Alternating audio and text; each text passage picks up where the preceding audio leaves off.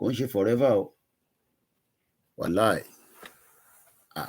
àbí kí làwọn Yorùbá rò pé ó ń ṣẹlẹ̀ báyìí. So advantage ta ní nísìn ni pé ká take advantage yẹn, at least kò sí àwọn kan tó máa bá wa du, so ká take advantage yẹn ká lò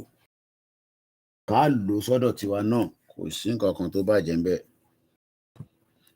Buhari ṣe jù bẹ́ẹ̀ lọ, but ìyàtọ̀ tó kọ̀ wá ń bẹ̀ ni pé kí gbogbo wa náà mọ̀ pé it's just for a very limited time. Torí pé ìgbà ń lọ réré òun ló máa ń sọ o. So ó bẹ́tà àwọn tó ń ṣèjọba lọ́wọ́lọ́wọ́ ẹ jẹ́ ya gbé yẹ̀wò dáadáa, because it's not going to be forever. Tẹ̀bá rò pé it's going to be forever irọ́ lẹ pa. Tó bá yá ẹlòmíì náà máa ṣe kí ni, àwọn náà máa dé wá ní àwọn ló kàn. Ṣé mọ̀ pé àwọn tó kàn ló ń ṣèjọba lọ́wọ́lọ́wọ́ báyìí. So tó bá rò pé àwa ló máa kàn títí, irọ́ ló pa. It's just for a period of time. So kò yá yé gbogbo wa bẹ́ẹ̀ o, because everybody ti rí bó ṣe ń lọ nísìn. Game ní Nàìjíríà dàbí ẹni tó ń lọ play game ni. Olúkálùkù máa play èyí tó máa pé òun ni o, kò dẹ̀ sẹ́ni tó stupid. Wàá play tiẹ̀, ẹlòmíì náà wàá play tiẹ̀, olúkálùkù máa play tọ̀dọ̀ tiẹ̀ ni. So Tinubu ló ń play tọ̀dọ̀ tiẹ̀ lọ́wọ́lọ́wọ́ nísìn. Tinubu ló ń play game tiẹ̀ lọ́wọ́ nísìn. Kò dẹ̀ sí nǹkan tẹ́nibọ́dì máa ṣe sí ọ̀rọ̀ Tinubu lọ́wọ́ yìí. Ẹ bá pariwo títí, ẹ bá jà fikánfikán, sí tí ẹ fi kò sí nǹkan kan tẹ́ fi ṣe sí. Tinubu ló máa play game yẹn, cause òun ní káàdì wà lọ́wọ́ ẹ̀. Ó dẹ̀ ń play bó ṣe lè favour ẹ̀ nísìn ló ṣe ń play. So ìyẹn lẹ ṣe rí àwọn appointment tẹ́ ń rí lẹ́nujọ́ mẹ́ta tó ṣàrà ń wọlé. Àbọ̀rọ̀ mọ̀yé yín nísìn. Àwọn appointment yẹn, àwọn appointment Bọ́lá Ahmed Tinubu, you know, olúkálùkù máa ń roko sọ́dọ̀ ààrẹ ni. Àtayébáyé láti mọ̀ yẹn, you know, but unfortunately long term solution làwa fẹ́. Short term yẹn ò lè pé wa, so ó bẹ́tà ká lọ fún long term solution, you know, ìyẹn ni the best option. But unfortunately not everybody see it from that angle. But àwa tá ń wò from angle tá fi ń wò pé àwọn ẹ forget ẹ̀. Kò sẹ́ni tó lè ṣe Nàìjíríà bó ṣe wà. Nàìjíríà ti lànà tipẹ́tipẹ́. So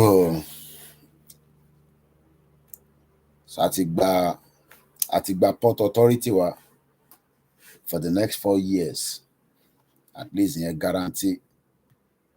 So kó ṣí border kó favour ọmọ Yorùbá.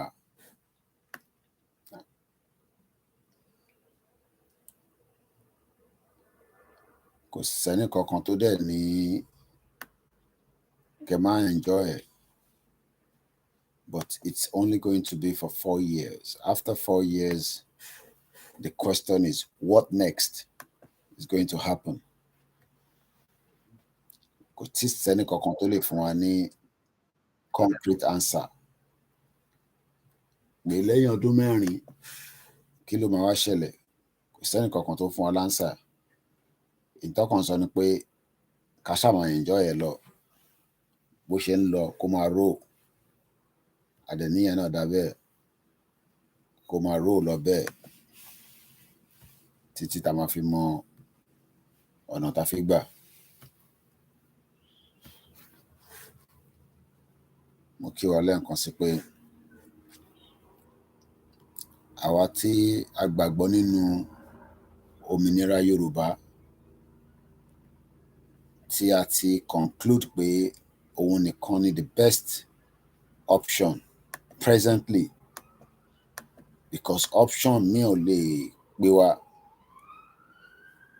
nítorí àwa ń wo long term problem tí Nàìjíríà ní kọ Nàìjíríà ti wà nínú problem Titanic ní Nàìjíríà ó tó ń sink gan sef ó ń sink gidi ni so àbọ̀rọ̀ mi yẹ nísìn tó ń sink ni so ìyẹn la ṣe ń sọ fún gbogbo ọmọ Yorùbá pé ó bẹ́tà ká yanjú ọ̀rọ̀ tó wà nílẹ̀ yìí ní tọmọlúàbí ká yanjú ẹ̀ kólúkálukú ṣe kí ni kólúkálukú wà lórí ọwọ́ ẹ̀ bọ̀tẹ́ mọ̀ pé àwọn èèyàn wọ́n láìkì òtítọ́ ìrọ̀lẹ́ like ìyẹn ló ṣe ń fún wa ní pípẹ́ tí ọ̀rọ̀ Yorùbá nation ṣe ń dàbí ìgbà tẹ́ pé ó ń wọlẹ̀ torí àwọn tó yẹ kí wọ́n rí lọ́nkàn wọ́n rí nothing solution táwa dẹ̀ mú jáde pé àwọn forget ẹ̀járe ìlú tí Nàìjíríà ti laná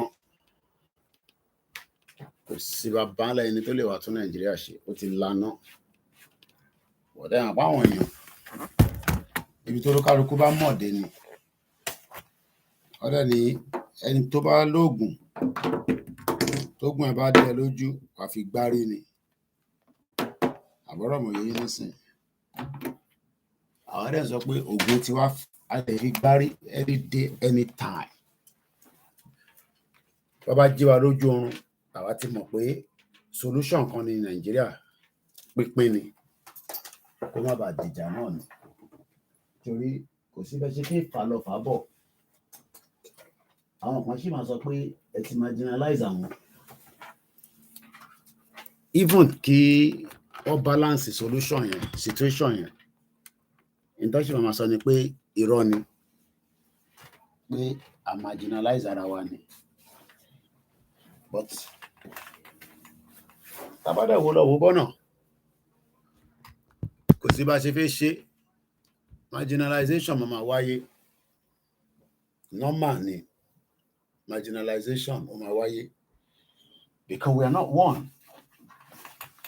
tábà pé tábà jẹ́ ọkàn nísìn kò ní sí marginalization but because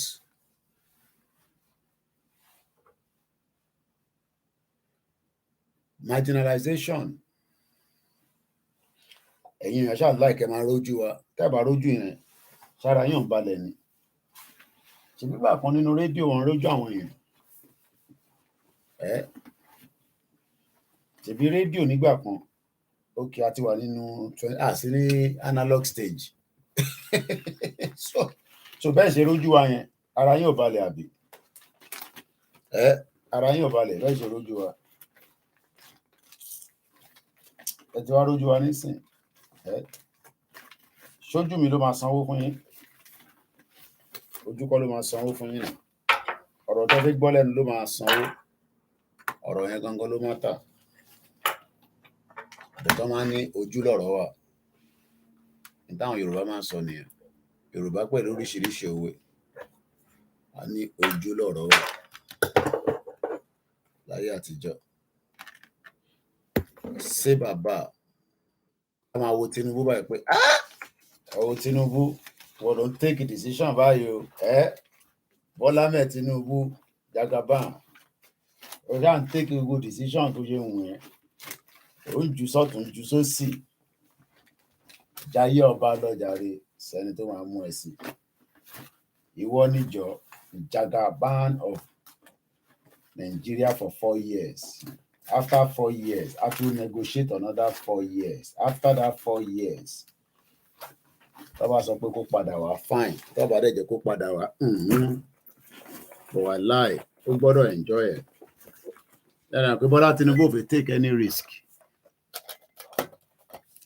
Kò fi take any risk because ìyẹn ló ṣe make sure pé kóhun tó rìnrìn àjò tóhun fi ń rìn kóhun yà ṣe kíni òun yà yọ gbogbo àwọn olórí burúkú kúrò kó má yẹ kígbà tó máa fi dé ká má lọ gbọ́n dànù. Ẹ rò pé kò mọ tó ń ṣe ni ó ń lọ Paris lọ́la náà kó wá filé sílẹ̀ pẹ̀lú àwọn kìnìún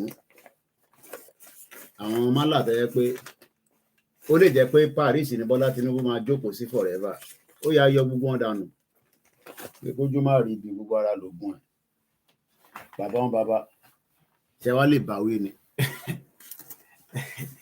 tó bá ṣèwọ náà kọ́ wàá travel kúrò ní Nàìjíríà ó ní fi àwọn tọ̀dọ̀ tiẹ̀ síbẹ̀ ó ní délé bálé náà àbẹ́ èèyàn mọ̀ bẹ́ẹ̀ ni ìdí tó ṣe change gbogbo àwọn service chief yẹn ó rìtáyà gbogbo wọn lẹ́sẹ̀kẹsẹ̀ ni pé ẹ ní kúure ogun ló máa pa gbogbo yín.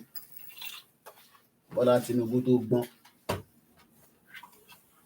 ó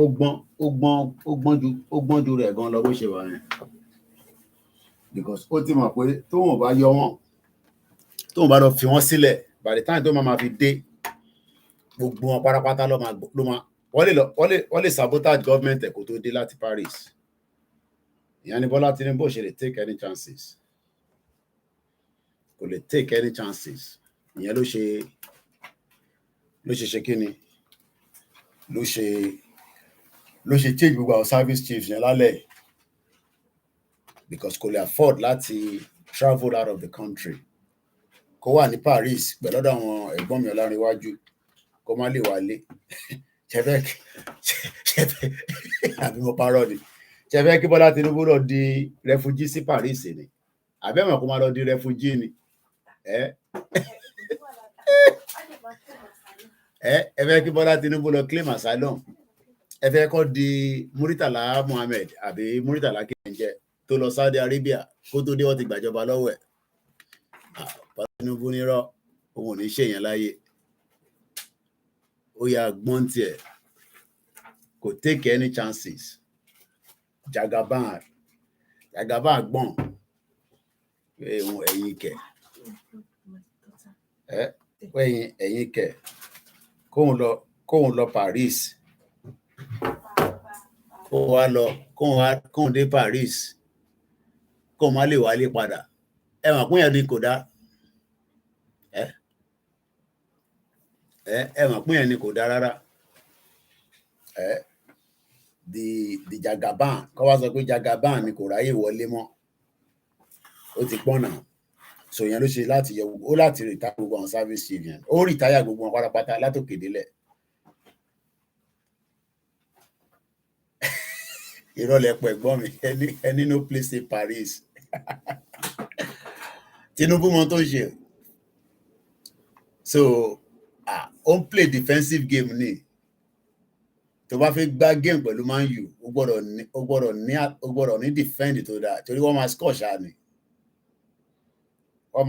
ṣáà ni kò sọ́gbọ́n ẹ̀ so Tinubu náà mọ tó ń lọ ó mọ bó ṣe ń lọ náà Jagaban ó fi ọmọ Yorùbá sí IG ọmọ Yorùbá ti wà ní Port Authority gbogbo ibi tó ń kó bọn Nàìjíríà sí nísìn ọmọ Yorùbá ló wà níbẹ̀. Jagaban ó mọ bó ṣe ń lọ Azeez Muriembe so máa bó ṣe ń lọ wọ́n àti campaign tàwa continue ó ń play defensive lọ́wọ́ ni. The Bugo of Jagaban of Nigeria. So bó ṣe ń lọ lèmi náà monitor breaking news ni So we see how it goes. But gbogbo ẹ̀ náà is just a short temporary solution. Ìyẹn ò ní pé oúnjẹ máa wá sórí table millions of Nigerians. But ẹ mọ̀ pé ó kàn máa fi excitement síta, and we love to have excitement, and we love to have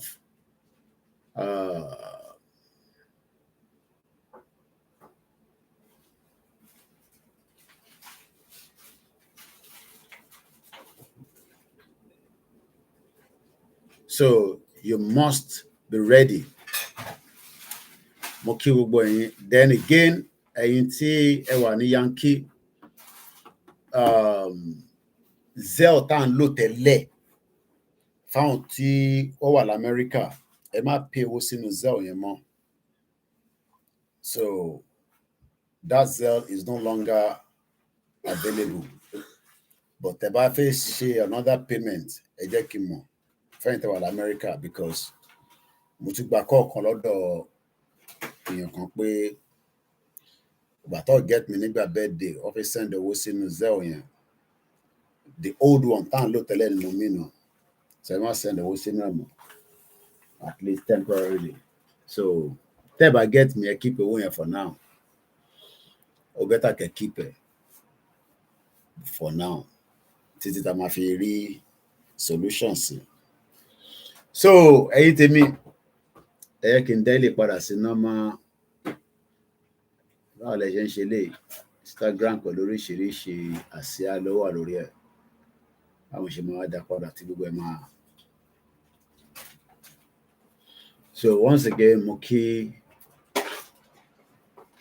each and every one of us, and I say a very good evening and welcome. Sí transmission tá à ń bá lọ yìí. Transmission tí à ń bá lọ yìí. Ti padà.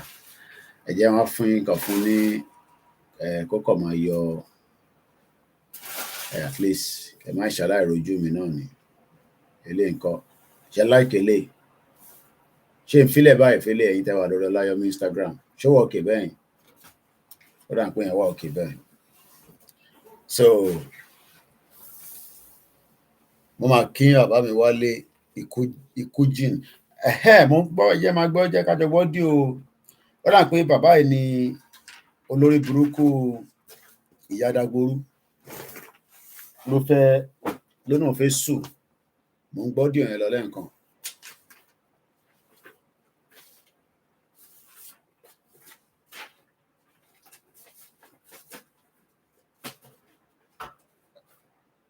Àwòrò ṣàṣà bí kíní kan bàbá yẹn jẹ́. Mo ń bá jẹ́ kí gbogbo ti rí ọdí, gbogbo ti ń gbọ́ dí yẹn lọ lẹ́ẹ̀kan náà. Àpapọ̀ ẹgbẹ́ àbí nǹkan kan. Mo like bàbá yẹn, máa ń gbádùn bàbá yẹn bó ṣe máa ń sọ̀rọ̀. Trailer ti jáàmù ọ̀dọ̀ tàwọn tí kíni. Sún àkàn bẹ̀ máa bọ̀. Trailer ti jáàmù ọ̀dọ̀ àwọn the other side lọ́hùn. Ibo lọ́díò yẹn wà ní. Mo ṣe ọ́díò. Mo dẹ̀ ń gbọ́ ọ́díò yẹn lọ lẹ́ẹ̀kan ṣá. Bàbá àwòrò ṣàṣà bí nǹkan bàbá yẹn jẹ́. Mo máa ń gbádùn ọ̀rọ̀ bàbá yẹn. Ráńpé nígbà yẹn mo ti rí. Bàbá yẹn máa ń sọ̀rọ̀ dáadáa báyìí. Messages ti pọ̀ jù. Wetin happen?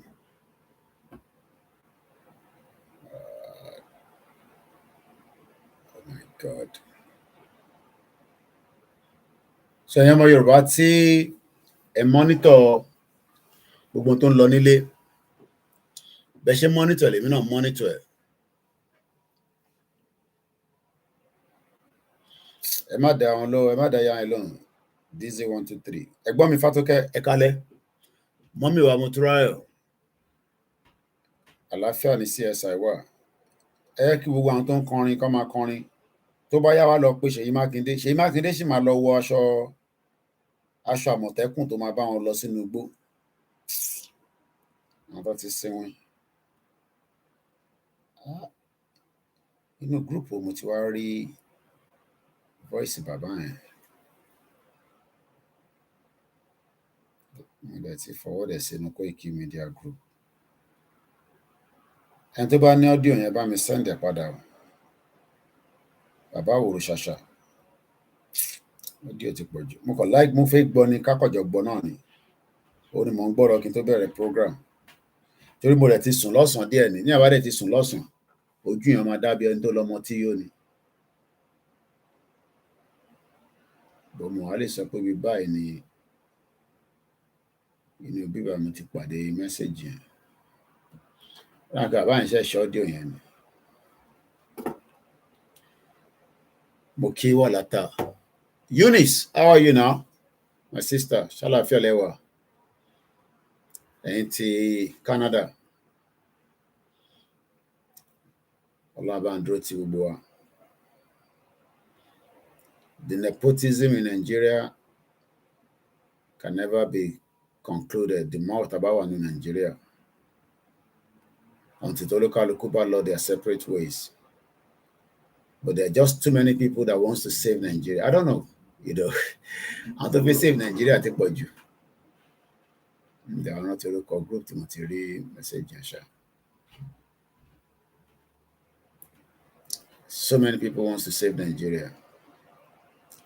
And when you fall in love with Nigeria gone. So there's excitement in Nigeria right now.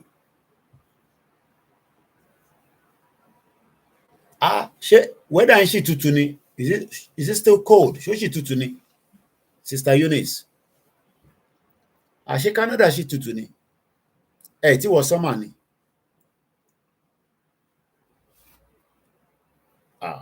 Tinubu ti dagboru báyìí. Tinubu ò lè leave o. Àwọn tí Buhari kó wá lọ sí Paris, wọ́n máa gé ẹsẹ̀ kó tó dé ni. Wọ́n máa gé ẹsẹ̀ kó tó dé ni. Mo sì tó kàn mí pẹ̀lú iṣẹ́ ìkórè bẹ́ẹ̀ jàre. Kò mọ ohun tó ń sọ lẹ́nu. Tó bá yẹ ó sì máa pọ̀. Gbogbo tó sì ń sọ yẹn. Bàbá Àwòrò Ṣàṣà ni mo fi gbọ́. Bẹ̀rẹ̀ ọdún yẹn ṣá. Akúwakú bójú ọjọ́ ṣe rí. Ẹja gbọ́ Àwòrò Ṣàṣà ó rà pé lélẹ̀.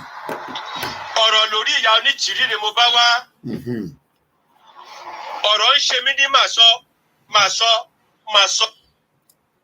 Bẹ́ẹ̀ ni o, it's even snow yesterday. Hail! Snow kẹ̀. Ọlọ́run bá wà pẹ̀lú yín o.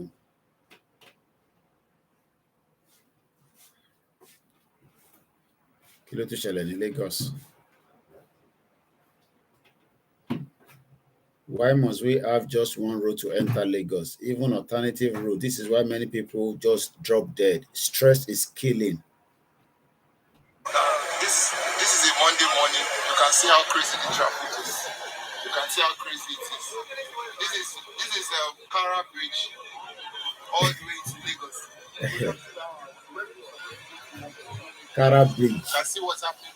It's so crazy. This is all of us on bike. We're in traffic, like standstill. We are not moving. Kara Bridge. Vehicles are not moving.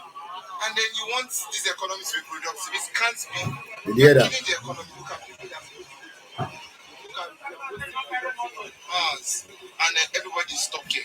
It doesn't make sense. Julius Berger, sincerely, it doesn't make sense. Yeah. You just have to tell yourself the truth. Yeah. You are killing the economy. You are not helping the economy anyway. I lie.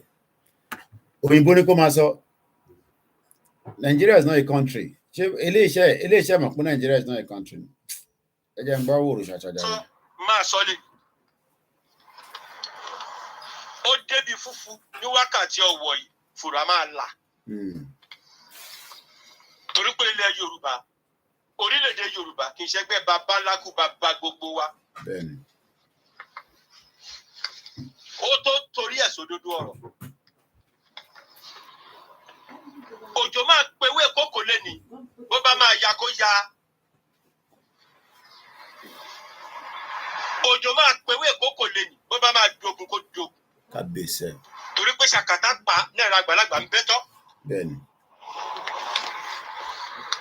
ọ̀rọ̀ ìyá onítìrí ọ̀tọ̀ níjẹ́ tó níjẹ́ ọ̀rọ̀ rẹ̀ jáde sáyé lé. torí kinní kan ní tẹ́lẹ̀tẹ́lẹ̀ rí máa gbẹ̀yìn má dómìnìṣù. ṣùgbọ́n lákọ̀ọ́kọ́ jẹ́ kí n dúpẹ́ lọ́wọ́ gbogbo ẹ̀yin ọmọ Yorùbá àtàtà tẹ́ wà nínú ìkànnì aṣojú àpapọ̀ yìí. wípé mo bẹ̀yìn lórúkọ alálẹ̀ pé kẹ́ ẹ má sọ̀rọ̀ àlùfàǹṣà sí ìyá ìjì ó gbè mọ́. ẹ dẹ̀ gbọ́ Ọlọ́run Olódùmarè àpọ́n ilé o ọ̀rọ̀ alálẹ̀ àpọ́n ilé o. a ní kẹ́ ẹ má dẹ̀ ṣépè fáwọn ìṣàkólọ́ ìjìyà onítìrí kó lùgbẹ́ ìjìyà onítìrí kó ṣìnà. ẹ dẹ̀ gbọ́ Ọlọ́run àgbọ́ ti yín o. adúpẹ́ pamọ́ lórí. ẹ kálẹ́ ìyá wa Gbémilékè, ẹ káàbọ̀ sórí ètò. lórí o. ìyá onítìrí ọ̀tọ̀ níjẹ́ tó níjẹ́ ń ṣòwò gbàgbé pé àwọn tọpinpin náà ṣì wà láyé ń ṣòwò gbàgbé. ń ṣe ọ̀rọ̀ pé kó wá ṣiṣẹ́ owó rẹ̀ ó dẹ̀ ti ṣe ìyá onítìrí òkú àṣejèrè o kó o má là náwó ẹ̀jẹ̀ má là náwó ẹ̀jẹ̀ tó gbọ́ o ti gbowó ẹ̀mí gbogbo ọmọ Yorùbá má là náwó ẹ̀jẹ̀ o á tó ẹ ti ìpàkọ́ ìdolo.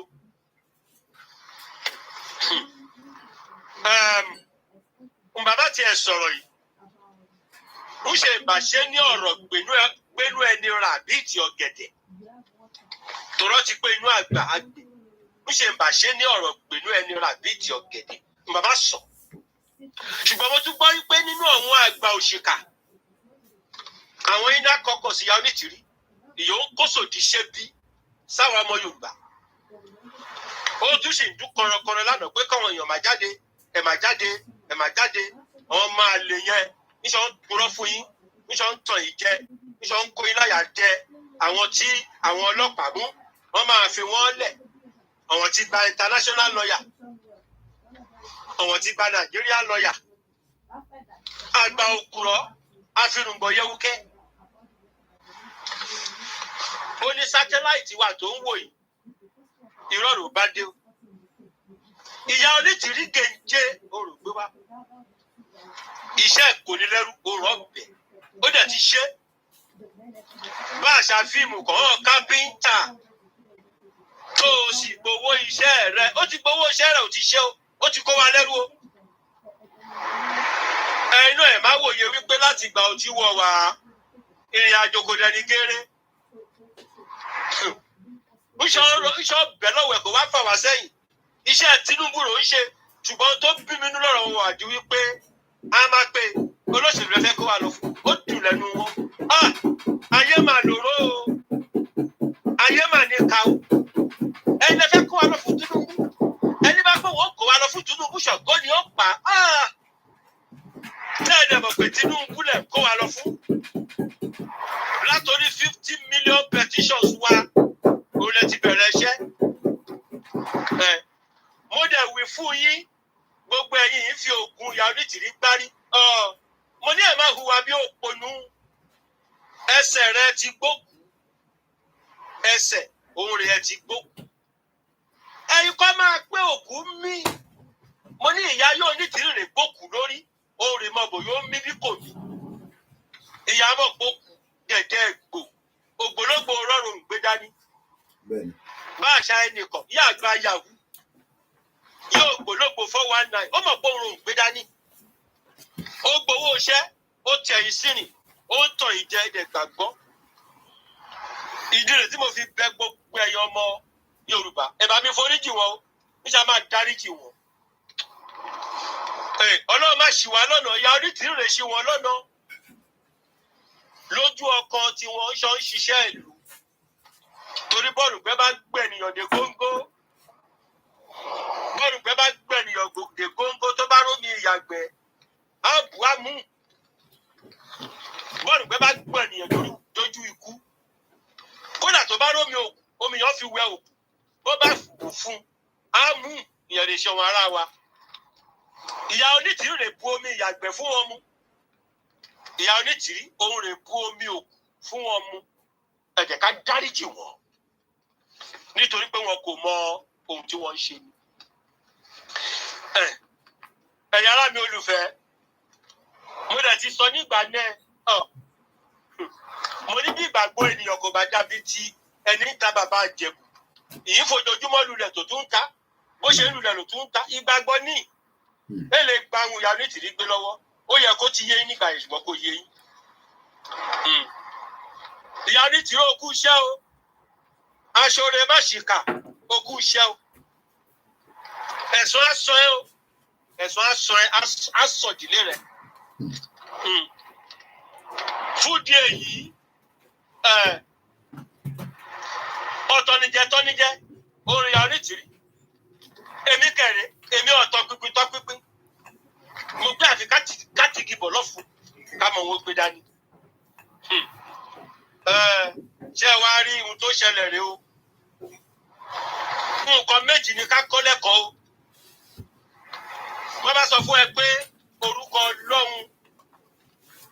sọ fún ọ pé ibo ló ti rí ibo ló ti kù ṣe pé Ọlọ́run kò sí o torí orúkọ Ọlọ́run náà rí ọwọ́ òyìnbó fi kó wa lẹ́rú lọ́jọ́ ìní o ń gbọ́ gbé ibélì dì orúkọ Ọlọ́run náà rí àwọn Lárúbáwá fi kó wa lẹ́rú torí àwọn Lárúbáwá náà wọ́n kó Yorùbá lẹ́rú wọ́n sì fi kó wa dè ní o ń gbọ́ pé kíyà onítìrí wá fi ògùn búra ó lóun kò ní búṣọ̀pù òun kò ní bá wọn búṣọ̀pù náà ó mọ wọn ó ṣe o ń ṣe àkó fura o tòró mọ̀ wípé bóun bá fi Ṣàngó búra Ṣàngó àti jẹun ti fún tẹ̀dọ̀ oòrùn ṣe kọ̀ báyìí tí kò fi Ṣàngó búra.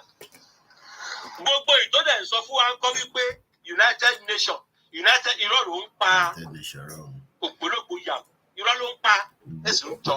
láì bàbá ṣe máa sọ̀rọ̀ ògbólógbò yàgò. ohun tí ò ṣẹlẹ̀ nílé ayé òpó máa ṣẹlẹ̀ ìyẹn lè jẹ́ kára furú ẹni ìyẹn lè jẹ́ kára furú ẹni. Ṣùgbọ́n Ọlọ́run yóò pè bíi ti Jésù ẹ jẹ́ kẹ́ ẹ̀ fura sí níṣòfin kó iná bẹ̀ jẹ́ o.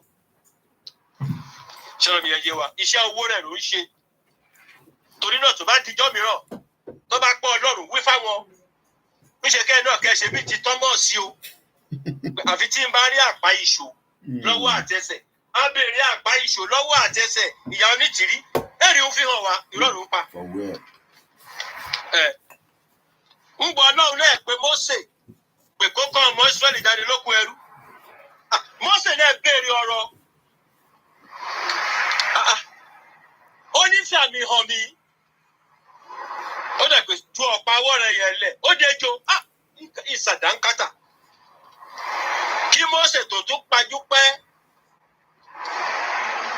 igbó tútù mi nìjọ iná dẹ̀ búnú ẹ̀ gàù iná ń jó bùlàbùlà koríko kọ ṣoko jùlọ ìka bíyèsí rẹ lódùmarè yóò yá ìbọn bá pé kí n lọ ó yá fòkà níṣó. mo kí Mr. Adéọ̀sùn àpẹkìyà onítìrí fàmì hàn wá ó bàbá ń sọ̀rọ̀ lọ́la ẹ̀rìn gbé lágbára dání Ọlọ́run ẹ̀rìn fi hàn wá alẹ́ ètò fẹ́ fún Wednesday àgbàlagbà yahoo bá àṣà ẹnìkan. ẹ lè bá a sọ̀rọ̀ lórí Naija Voices. ìyẹn jẹ ní ìkejì orúkọ bàbá ẹ máa kọ́ tún forúkọ tọ̀ wá jẹ mọ́ torí àwọn Fúlàní àwọn ẹbí mẹ́ta kan òun ni wọ́n lò ní gbogbo ilẹ̀ Yorùbá láti fi kó wa lẹ́rú. Remi Official, my brother. Ẹbí Abíọ́lá rẹ̀ àkọ́kọ́ kó tó kan Abíọ́lá wọ́n lu Ọbásanjọ́ ńgbọ́n bá dàrú tán Ọbásanjọ́ rọ̀ ń gbè fún wọ́n lu ẹbí Ọbásanjọ́ wọ́n lu ẹbí Abíọ́lá ó dẹ̀ lu ẹbí Àríṣekọ́lá nígbà ayé rẹ̀ àtàríṣekọ́lá àtàbíọ́lá NPN parakure wọn ẹgbẹ́ olé ẹgbẹ́ olóúnjẹ àwọn ọ̀rẹ́ Fúlàní kówó ẹ̀mí wa fún Abíọ́lá ìyá ìgbórúkọ rẹ̀ ìyẹn pọ̀ ṣẹ̀ṣẹ̀ ó rè ṣe bí Awólọ́wọ̀ kò ṣe rí ìjọba ṣe dèní eléyìí ní 1974 ń ṣe Awólọ́wọ̀ ń ṣe ló wìn ìbò títí dókè Ọya ń gbọ́n kàmpéènì nítorí ìjẹkújẹ tirẹ̀.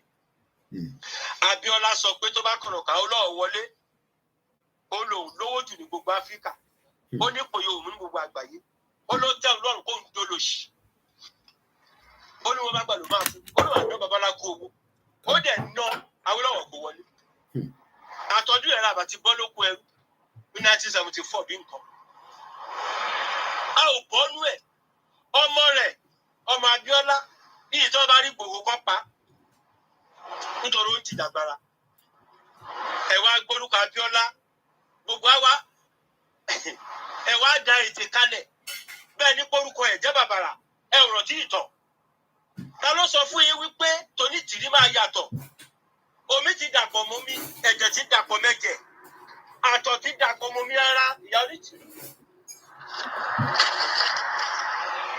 ó ránṣẹ́ lò ojú yọbọ rẹ̀ lù tẹ́ ẹ bá dẹ̀ gbọ́ tí ojú ọba bá sọ fún yín wípé bẹ́ẹ̀ ò tiẹ̀ dìbò òun ti wọlé ìyá onítìrí ní jẹ́ bẹ́ẹ̀ bẹ́ẹ̀ gbé pọ́nlẹ̀ bẹ́ẹ̀ pa náírà láró a máa dìbò a máa wọlé ìyá onítìrí ní jẹ́ bẹ́ẹ̀ 5 million petition wa ó ti gbé fún Tinubu wọ́n ti sọ di PVC ó ti níbo 5 million lẹ̀ lọ́wọ́ àwọn ajìjàgbara láì kò mọ̀ ìyá onítìrí ọ̀run á bí ẹ́ ọ̀run alálẹ̀ àbèrè lọ́wọ́ rẹ̀ nítorí náà nǹkan.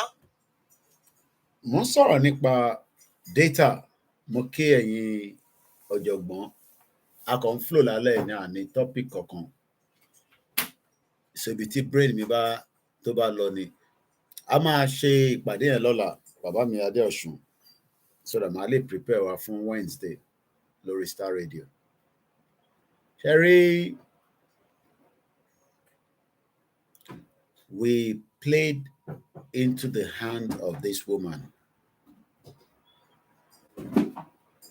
but it's bound to happen.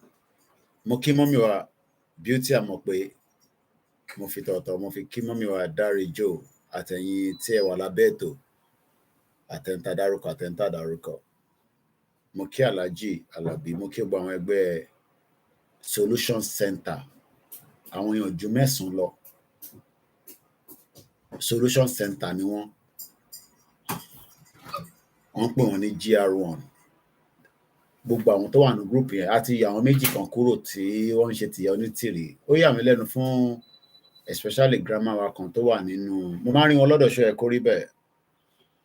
And I now want to see how èyí tẹ́ ti ń gbọ́ ṣọ́ ẹ kó rí bẹ́ẹ̀ tí òun náà ti wá ń sọ̀rọ̀ nísìn bá máa padà sọ́dọ̀ yẹn. Mo kí ẹ̀já rẹ̀ gbọ́n mi Dizzy 123 àtẹ̀rí àrólé Odùduwà bàbá oníjọ̀gbọ̀n.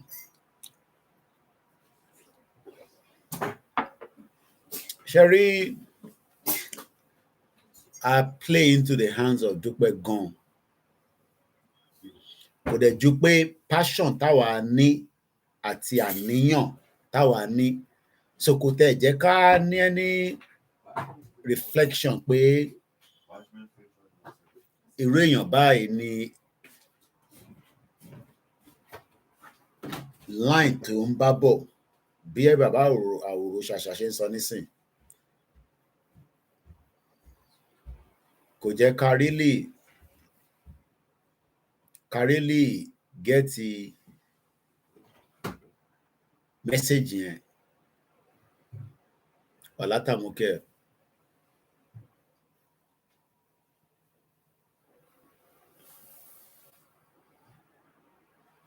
So our carry the way gan.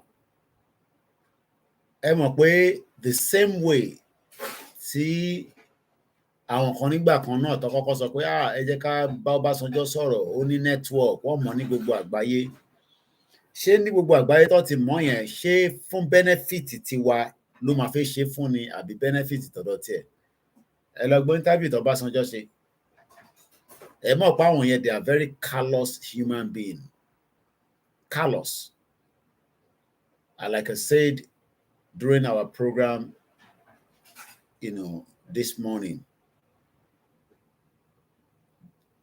ọ̀pọ̀lọpọ̀ expect the future tó pọ̀ látọ̀dọ̀ Ọbásanjọ́. ìgbà tó Ọbásanjọ́ fún yàn ní future yẹn àjùsọ́dọ̀ Yar'Adua kú lórí oyè Jonathan bọ́ síbẹ̀ so everything just keep Nigeria ó dàbí cycle ni but in tó wá realize ni pé eléyìí ò ń ṣe àwọn nàdẹ́kò pé nàdẹ́kò ó ní political tone nínú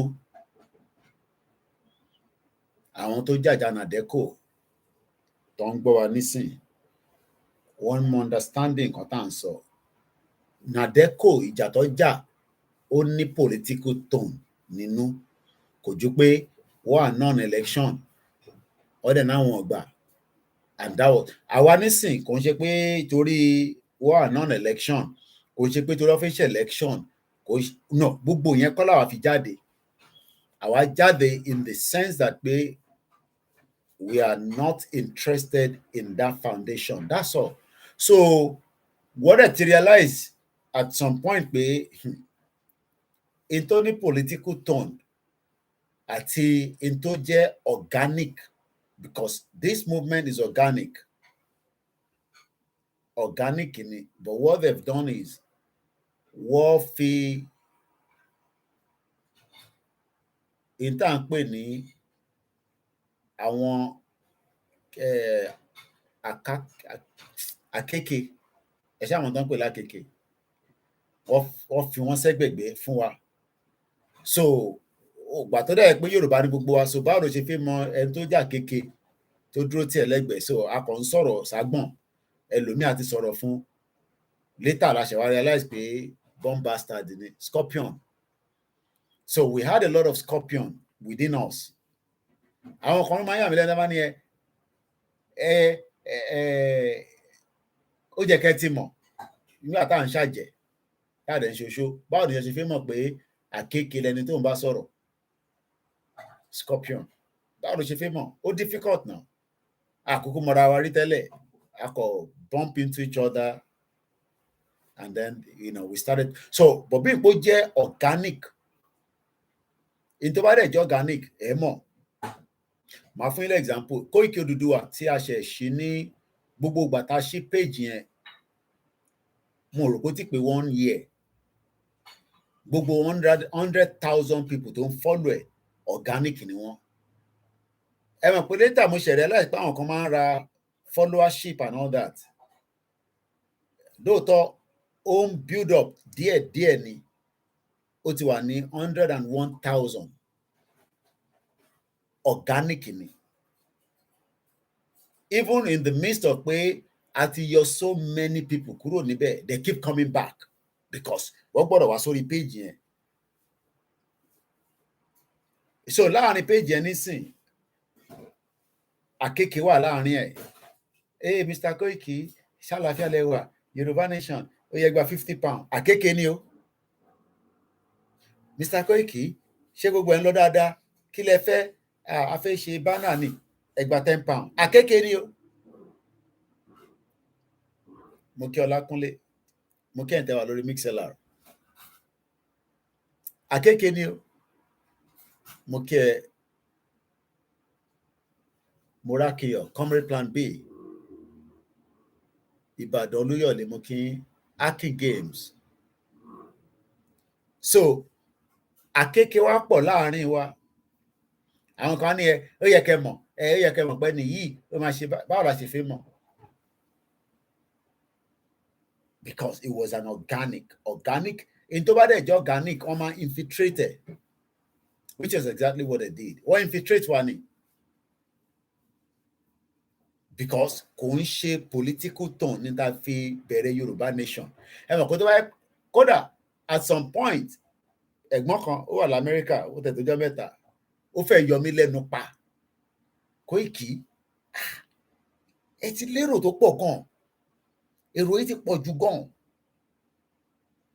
ẹ ṣe lọ set up political party tí gbòó bá set up political party ẹ máa win hands down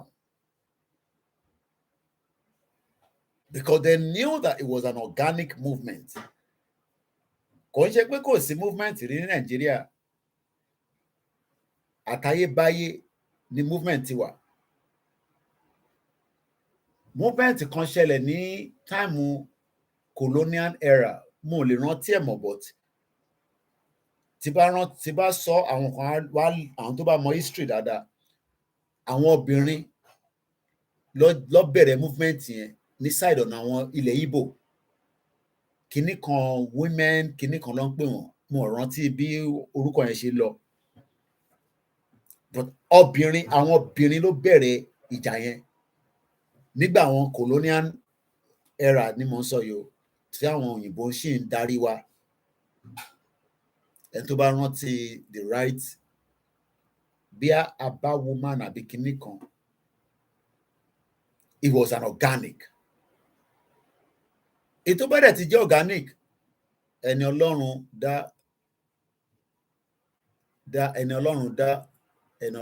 ẹ ṣé gan ni. Mo kí Mr. Ọlálékan Ọláyẹni. So they knew that because number one, Oda Tani Koiki, they could not put anything to point to it. Ṣé ó ti ṣẹgbẹ́ MPN rí? Ṣé ó ti ṣẹgbẹ́ DC rí? Ṣé ó ṣe PDP rí? Ṣé ó ṣe AAC rí? Rí kankan.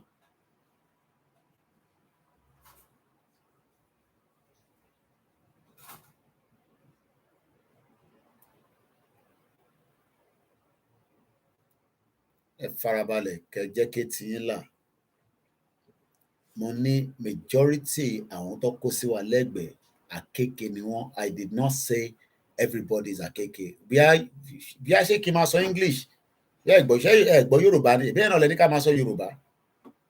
Ṣé níbi tí mo ti sọ̀rọ̀ ní Simbola sọ̀rọ̀ pé gbogbo èèyàn ní àkékè, ẹlòmíì ò gbọ́ Yorùbá, tá bá dẹ̀ tún sọ English. Yes, Eunice máa mọ̀ jàre because ọmọ area àwọn lọ́hùn ni. Eunice Uche, Aba Woman Riot in 1929.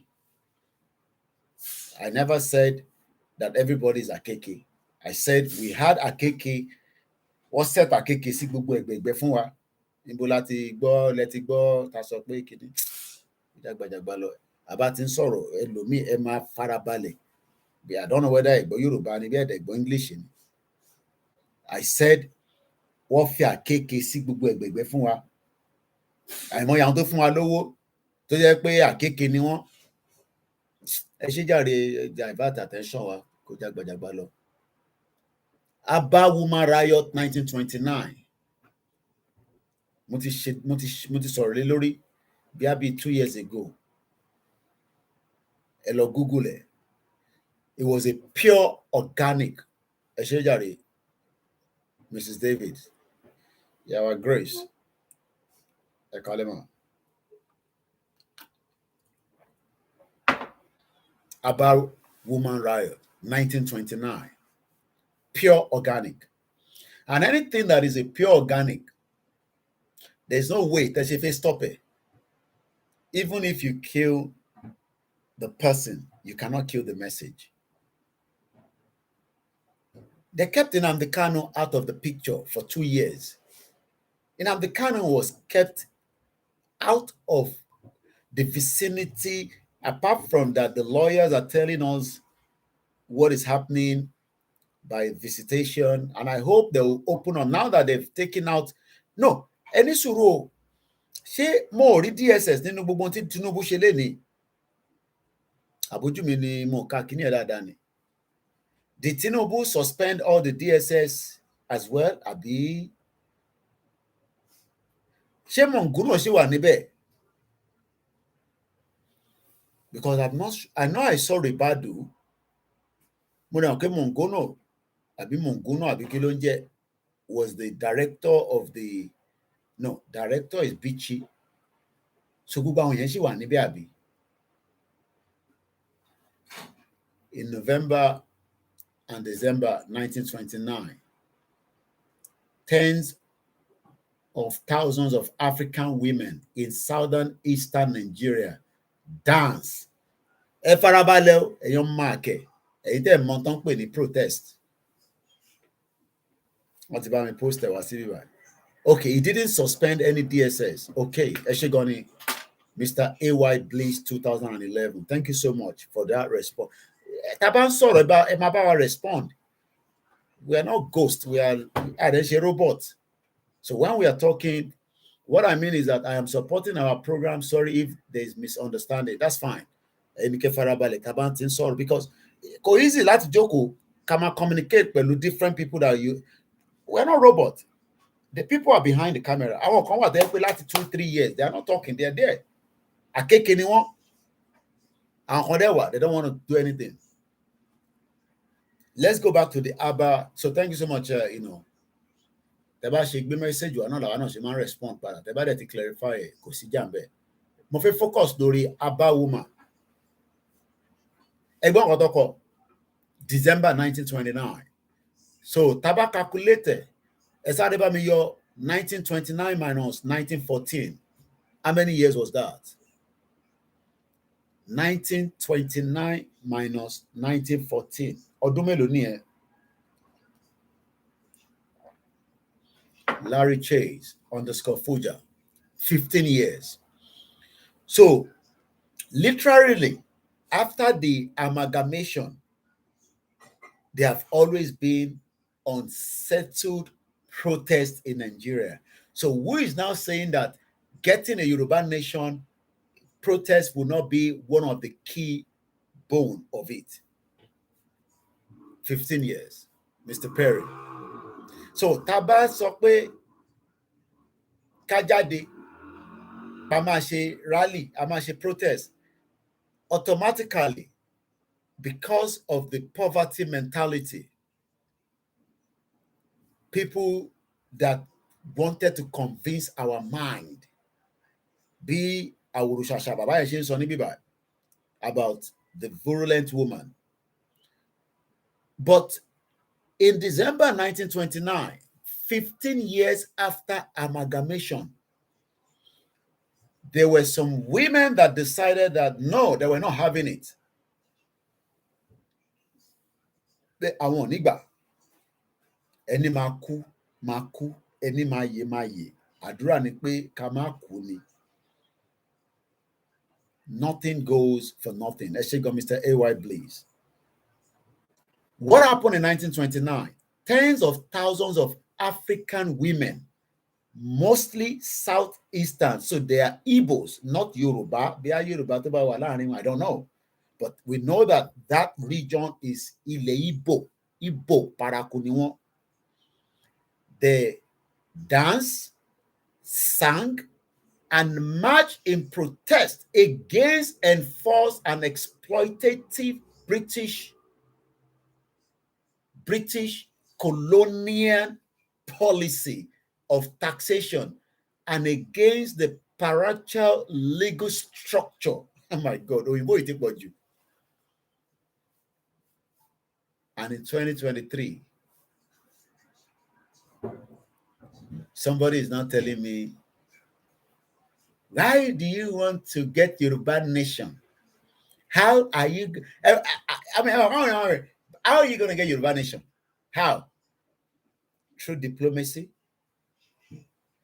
through consultation, through dialogue, through dancing, through awareness, through protest, and through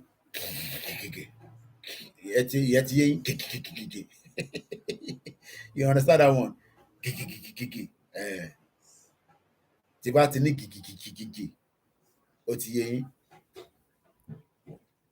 And since 1929 till date, nothing has changed. Like my sister Eunice said, nothing has literally changed from 1929 till date. Nothing has changed. The only thing that has changed is that some people are becoming more powerful. I read Sarah Reporter. Hey, when people say they chop Yoruba nation money, I just sometimes ask that, which money are they talking about? Because sometimes I sometimes ask my wife, but I know it's part of the Akeke distraction. According to Sarah Reporter, I wanted to go and read it. My brother, one love, I be my auntie, we did there. they don't remove my monetization from YouTube. So if the only way you can support us,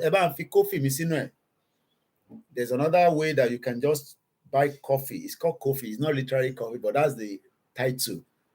And now when you put alone low, I actually saw it through a man that I follow on Twitter with large followership.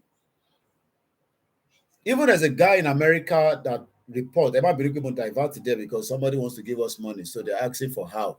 And I need money. Because my wife, like I said, will be asking, you are this man, are you the burn electricity for this house? Because this is my third outing today. So about me fee back end team, about if coffee and sino, click lori, you can just pay using your card, or you can pay PayPal, Musa Kalam 1. It might sometimes show reseller, I'm the same person.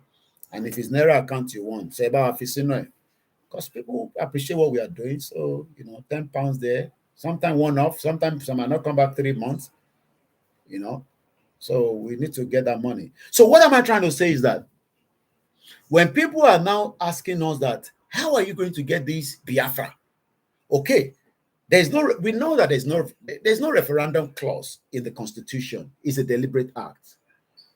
Those that wrote those constitutions knew that at some point, like Gowan was saying that he prayed that even after the small fracas, imagine Gowan is saying the civil war that led to the death of over 5 million Igbos is a little fracas.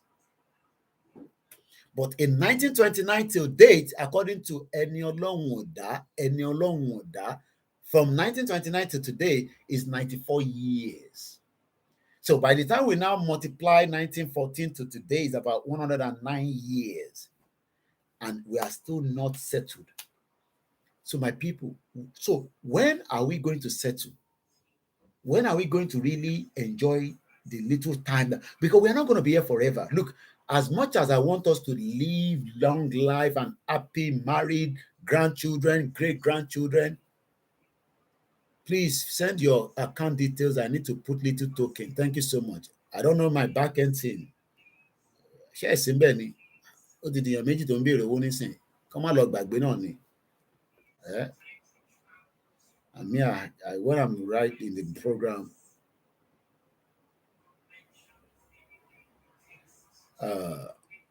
it's like I can't say anything.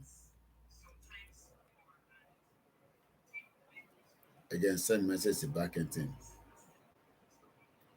Kọ́ má lọ gbàgbé náà ni.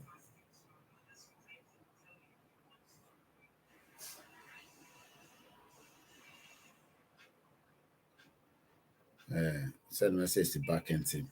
So the question that people are concerned is, how do we get this country that we're talking about? Because to them it's like we are trying to get a country that is not going to happen in our lifetime. And it's quite understandable when they're saying that.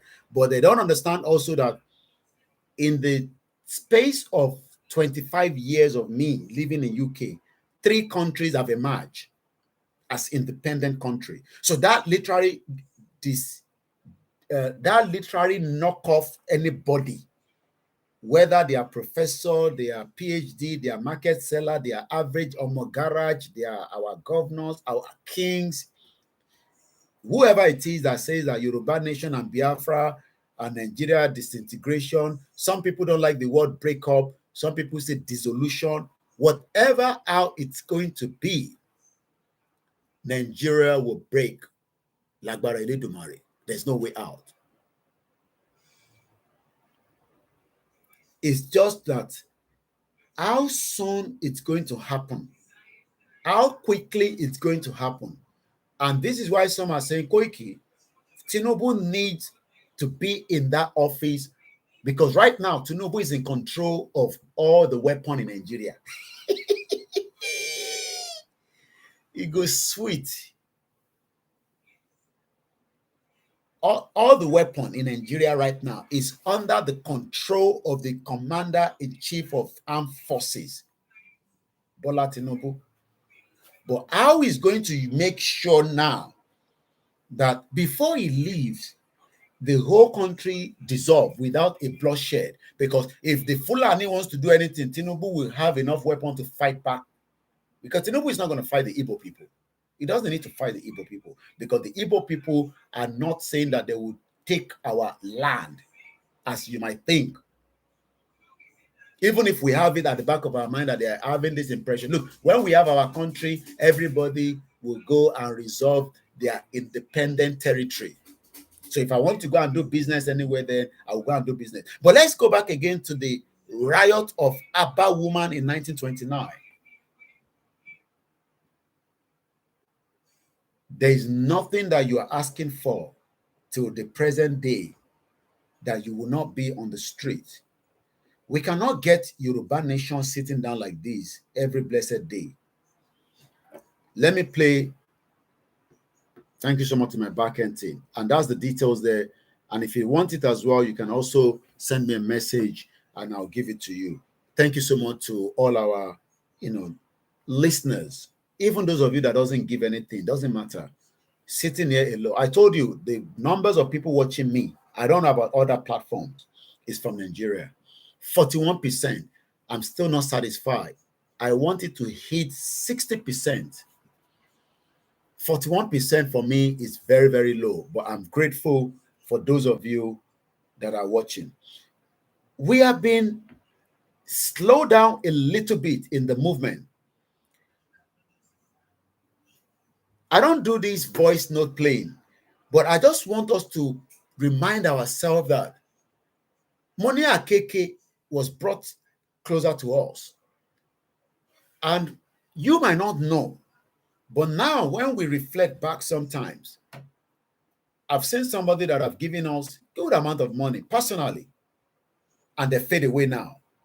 And I asked myself, was it for the purpose of genuity, or after they couldn't get what they want from us, they decided, you know what, Baba, you need compromise. Let's move on. Thank you so much. And I think a donation has come from Omo Abe. Kofi Bot has told me that already. We love you all. Thank you. And to all our grandmothers. And like I said, if you were paying into a Zelle in US on my behalf before, I ask you now not to do so anymore. That Zelle is no longer valid for me to use, so that you're aware of. This audio coming from our sister broadcaster called herself Shoye Koribe. I think this was happening on their program today.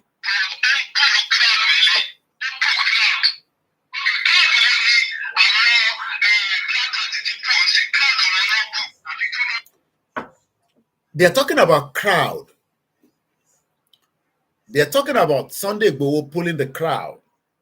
That what crowd as Black Goat calling himself Jimmy Boy that sit down in America, and they think that the Yoruba nation, everything is going to happen on the social media like this. No. I have calculated from the day one, even before I met Igboho, that how are we going to literally say we want to come out of Nigeria and we don't want to be on the street? Look, yes, they will shoot at us. They will put tear gas. They will put water cannon that Dangote bought for Lagos State. They will do everything possibly best to knock us out quickly. But if we are resolute and determined and we remain, that was even before I met Igboho. So Igboho was just another engine that came into the broadcast of the Yoruba nation, and he automatically gave us 5%. This 5% was just like Akomama top it up, and then my refresher. Look, sometimes I go around London, and sometimes it's like I just arrive in London, you know. How many of you feel that way? Anytime in the UK, or maybe you live in another country, you know, sometimes you just pass through, especially if you are aware of, familiar with the area. I was in central London on Friday, and each time I go there, it's like I just arrived in London, because they've done a lot of changes. You know, they've changed the road network a little bit. Buses is going this way. You've seen more buildings. So what I need Latima now was just to continue to top up what Dr. Chief Igboho has done. Just as what the Biafra should be doing is just to top up what Nnamdi Kanu has done. Nnamdi Kanu has done the job already. He has given them the 5% that they are looking for in terms of the crowd. I'm talking about the crowd now. I told you that in 1929, the riot that happened near Aba, Aba Women Riot, they came out in their thousand, not as one, not as two, and it was pure organic. They knew that the movement was a pure organic, and they knew that leaving that movement without infiltrating it. Look, even CIA can infiltrate what we are doing. MI5 can infiltrate it. KGB can infiltrate it. Israel can infiltrate it. Any countries around the world can infiltrate it, and they will use the same people that looks like me and you, because they know that we are serious with what we are asking for, even though it's our right. But it's our right doesn't mean that they will give it to you. As you get pointing, you know, all this right that we talk about, you know, we are just saying that right because it is the norm. It is called the international way of talking. Does that mean that I might not say violent? No, we're not talking about violence. We're talking about protecting ourselves if things do not go the other way around. But we have to first exhaust every means. And we have not finished exhausting that. As far as I'm concerned, we have not concluded our final protest in Lagos. They are still stopping us. So to some people, when we keep saying that we have not finished the job yet because protests conclude, we've done protests around, but the Lagos state, they kept on stopping it because they know that the Lagos one will be the final one that will be the final straw, like the Aba women riot in 1929. But as many people know that if we do not stop, that means we want to achieve more. The same people that are contradicting what we were saying in terms of the crowd, in terms of the pullout of people. Thank you so much. Anyone that is sending something to our Naira account, I can just say, the notification. Let's hear from them.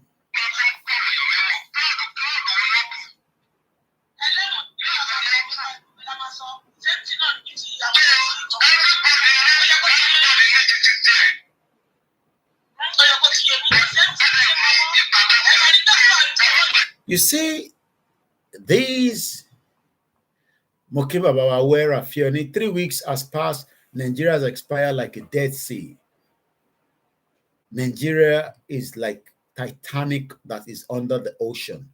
The only thing pointing out is the knob. And Tinubu is trying to pull the knob.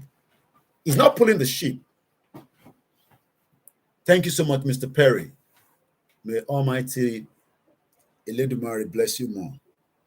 And we appreciate. Mama King Yawa Ajike Ola 2. Chef _ Alani. Faith Amike Adeomoba. DG75. These set of people that don't seem to get the message. Everybody fall in love with Yòrùbá nation. Everybody fall in love with it. It's not about falling in love with it. It's about there is a due process which, there is a due process. And that due process here, we've been following it. This is a non-violent. We've never attacked the military. We've never attacked the police. We've never, disturbed even the peace of the state that we visited. It has been the most non-violent movement that you can talk of. There's no way you can say that during all our protests or rally in the Southwest, after we left, there was damage of this and that. No. Because we knew that it is still an ongoing movement. So what is the point to start destroying Ekiti State when we've not even go around other states? Automatically, the movement stopped in Ekiti. That's why we were able to move from state to state, because we were moving that movement. But so I want KKWA in between. And look, let me tell you something. I was talking about Sahara Reporter before I forgot. The former governor of Zamfara State, quote and unquote, according to Sahara Reporter, paid. We have 109 senators. Our senator in Badugon. I saw Akpabio as he was leaving the Senate with armor card and everything in a country that is so poor, with over 130 million citizens. Each of the cards, speaker wà ní London. Mọ́tò mélòó ló fi pilot. I don't even think they use a car. I'm talking about the whole Parliament of UK. The speaker. I'm sure he travels on the London Underground. But Akpabio has like over 10 cars. And you are hungry. But that's not where I'm going. According to Sahara Reporter, I didn't know that he was the former governor of Zamfara State. Gongolon compete pẹ̀lú Akpabio. Until I read the article. I know there was somebody competing with him, but I didn't realize that he was the former governor of Zamfara State. Do you know that the guy, according to Sahara Reporter, paid out $500,000 to each of the senators? How people $500,000. Even our Òmìnira gan tó ṣe raise it raise $100,000. And these are the people that are saying that they want to fight a government, or they have got their government. One senator was able to cough out almost 72 million naira equivalent. Mokin Egbomi Frank, Samuel Obi, Mokinsa. Thank you so much once again to Mr. Abe and Mr. Perry for the contribution to the Koikimedia platform. Styles_smiles_salon. Thank you so much for joining us. More we won't be on what but unfortunately, a man getting a senator in Nigeria spent $500,000 each with a brand new iPhone 14 gold-plated. Even ẹni tó gbé contract yẹn fún tó ń bá ṣiṣẹ́ yẹn ìyẹn tún cut corners. Eventually, Akpabio won because Tinubu needs Akpabio. That's a different conversation for another day. Mr. Ladimeji, good evening and welcome to the program. One Love, I've just seen that you've done exactly as you said. You wanted to give us a super chat. You did ask. I say super chat is no longer existing on my platform. If you're watching my repeat video, you will not get any advert because me and YouTube, they don't remove our monetization. They said 2 of my videos were too powerful and they took it off. But people are still supporting us one way or the other. That's why we set up what is called the coffee. So it's like, you can just buy us coffee by Koiki. All right, just give you $10, £10. Or you can just say, no, I'm not giving you any money, but I appreciate you. That's more than enough. And I always love feedback. info@koikimedia.com or musakalam@gmail.com. So thank you so much for those of you that continue to support independent journalism or journalists, because you are the one that keeps us going. It's almost 12:30. I know it's getting a little bit mid-late.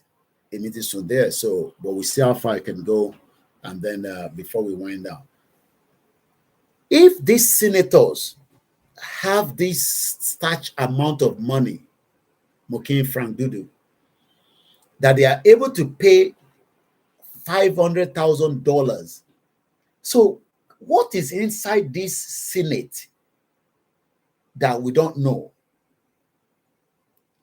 Mr. Peter said, Koiki, I think you need to be on all social media platforms, the Telegram, especially the fact you broadcast message to followers. And for me to go on Telegram now, you see this phone, I stopped using my iPhone. It couldn't take as much on the WhatsApp, frustrate me. So I actually abandoned it. So this phone, this small Samsung is not this powerful one. So Tibani mo set up Telegram sorry. I only have to mora external card sorry. So you need a very good phone to be able to do all these things. Yes, we know we need a Telegram platform. A lot of people have not done so much on our TikTok, so it has not allowed me. I'm always live with Twitter. We are always live on Instagram, YouTube. There's what I call the MixLR. See, my brother Ijile told to saw the radio station. Ijile, very funny guy.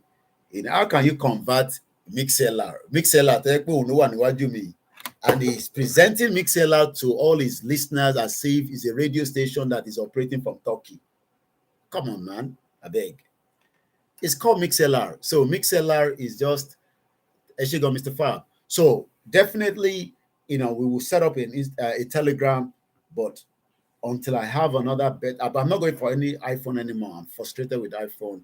So, but hopefully, if I have more money, I will buy a better phone like Samsung, the Ultra, and this one that can, because the amount of what we are receiving every day, I think Samsung was still able to, hold a little bit. But I do understand. But I want people to go and join us on the TikTok. It's Koikimedia. I think I have about probably 500. I don't know when it's going to start doing live, and I'm still not very familiar with that platform, but continually corner. So let me just start the Twitter. This afternoon we did a Twitter. I know the Biafra are the ones always on Twitter with some few Yoruba people. As long as we're speaking English, the Biafra will sit down, but our target audience is more of Yoruba people, and battery low. That's another bad thing about this phone. It doesn't charge when I'm using it. This Olayomi Koiki, so I can't even start Twitter. I have to use this phone now because and I still have a bit of time to talk. So let me switch you guys around. Hey, again, Bob D, always traveling. You can see him there. I accept this title from those who play too much with pride and gratitude for less recognizing my work. You can see him there.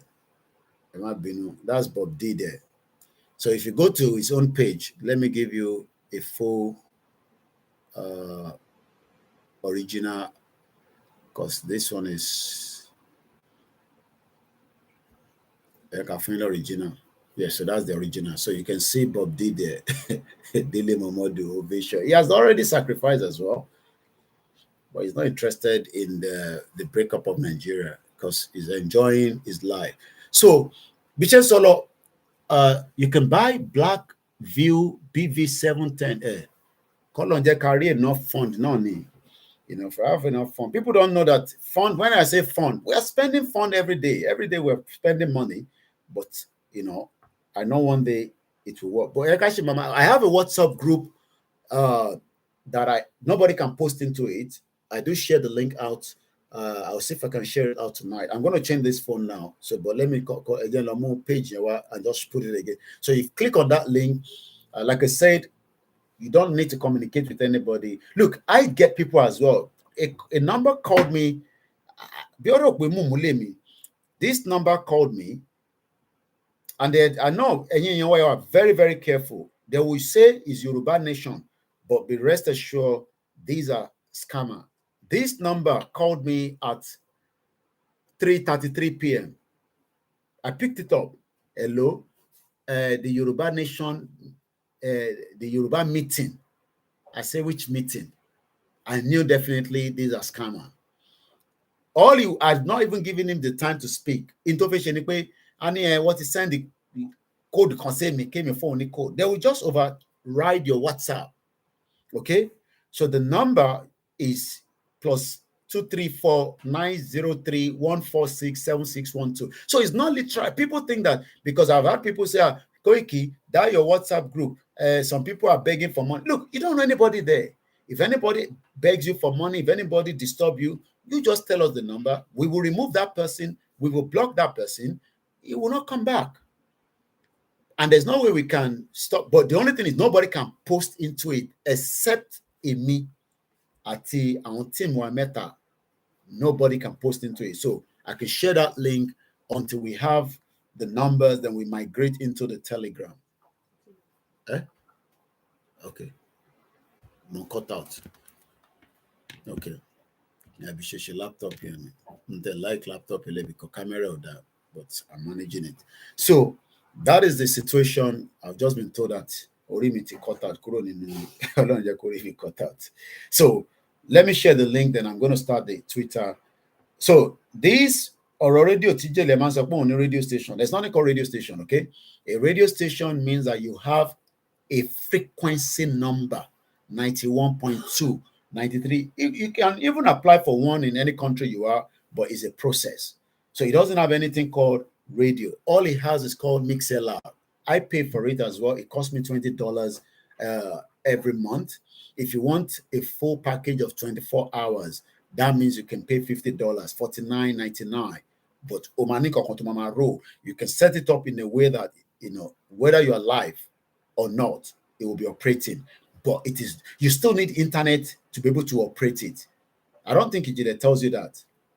I don't know why it tells the impression that he plays smart. But I'm not going to talk about him tonight. But I've seen him from behind. He's trying to play, this cool guy.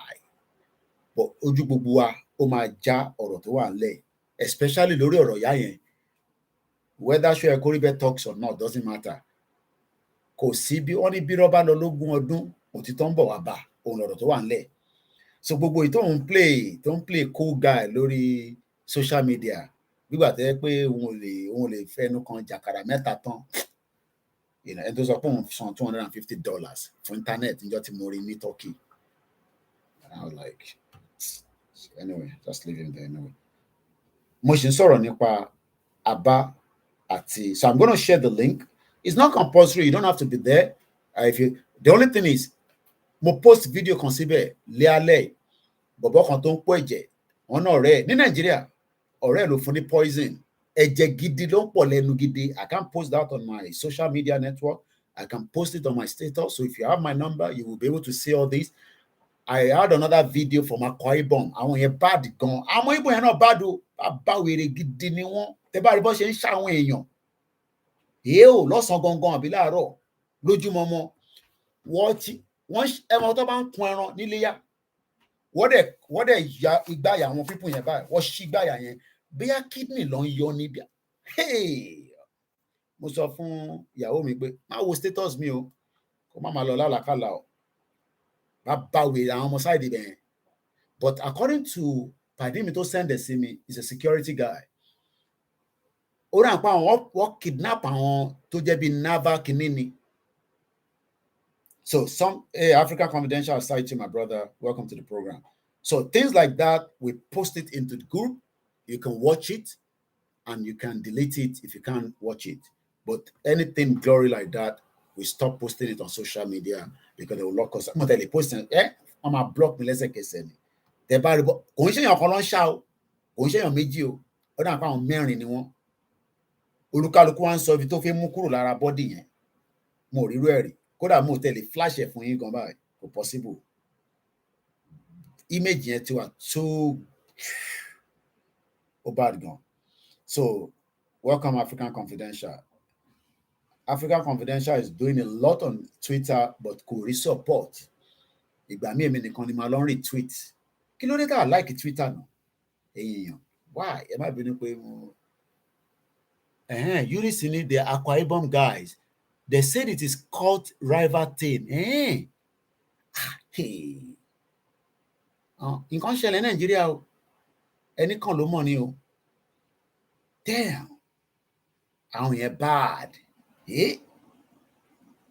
Àwọn tó ń ṣá yẹn wọ́n ti kú tán wọ́n ń ṣá wọn live tó ń yọ tó fẹ́ yọ lára wọn. Wọ́n ẹmọ gbáyà báyìí. Wọ́n ṣí gbáyà yẹn. Wọ́n là pẹ̀ ládàá. Wọ́n wá ń yan ẹ̀dọ̀ kirikiri náà. Ó bad.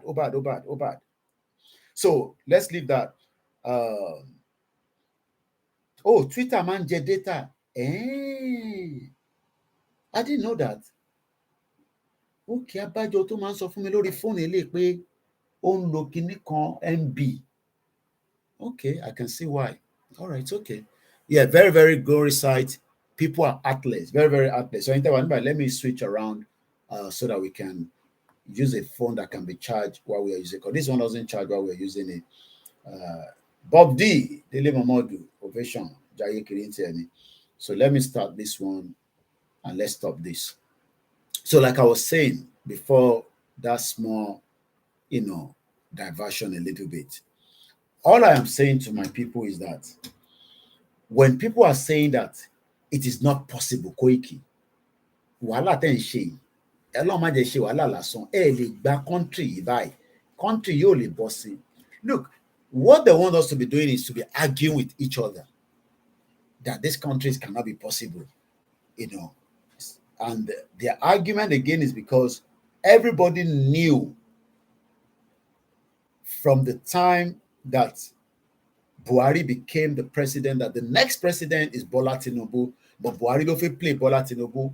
Everybody knows that. So everybody's like, hey, people here, Tinubu ló máa di president. So kí lẹ̀ ń ṣe wàhálà fún? Ṣèbí tó mọ Yorùbá bá ti di president, everything will okay. Fine. The Yoruba now has a DIG. I don't know how soon we have had it before, but for now, we have also marginalized the Igbos.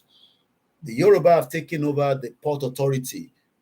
For how soon it's going to be with us, whether the Igbo will have it in 2027 or 2031, I don't know. But for now, Tinubu Roko Sodo Tiwa, there's nothing wrong in that. But let us remember that is also called nepotism. There's nothing wrong in that. I mean, so we should enjoy it. But this thing doesn't last for long. That's the only difference. It doesn't last. It's only for a very, very short period of time. But as a president, he will be enjoying himself. He'll be doing what he can do. He will try to survive, to see if he can do this, do that. But in the long run, to be honest with you, Tinubu will just do the same thing and they will leave and return back to his private life after 4 years. Some say, 4 years. Yes, because he only has the first year. So by 4 years, the next year. So I can't be talking about 8 years anymore now. So that is not going to happen anymore on our platform. So Tinubu, as far as we are concerned, he has 4 years. It is after but the only thing he has now is, I've looked at the names of where the weaponry is going to be. He's now in charge of some Yoruba people, for those that understand the military architect. And like I said at the beginning of the show, Tinubu will not travel to France, leaving Akeke in the house. He needs to remove them because he's traveling to Paris or France tomorrow. So the last thing he would do is to have the former chief of staff in that country. So that is the reason why Tinubu has made those changes tonight. So there's nothing wrong. But this argument that how is this country going to happen? The lies came in between, and that lie is now being dissolved. Like I say, be careful. I also receive calls that will say, I'm going to send the code is a lie. Yoruba AIG is Tafa Balogun during Obasanjo, and he was disgraced from office. They were or something like that, from what I heard. So, he was disgraced out of office. Let's now go back again to audio time play Lolenkon.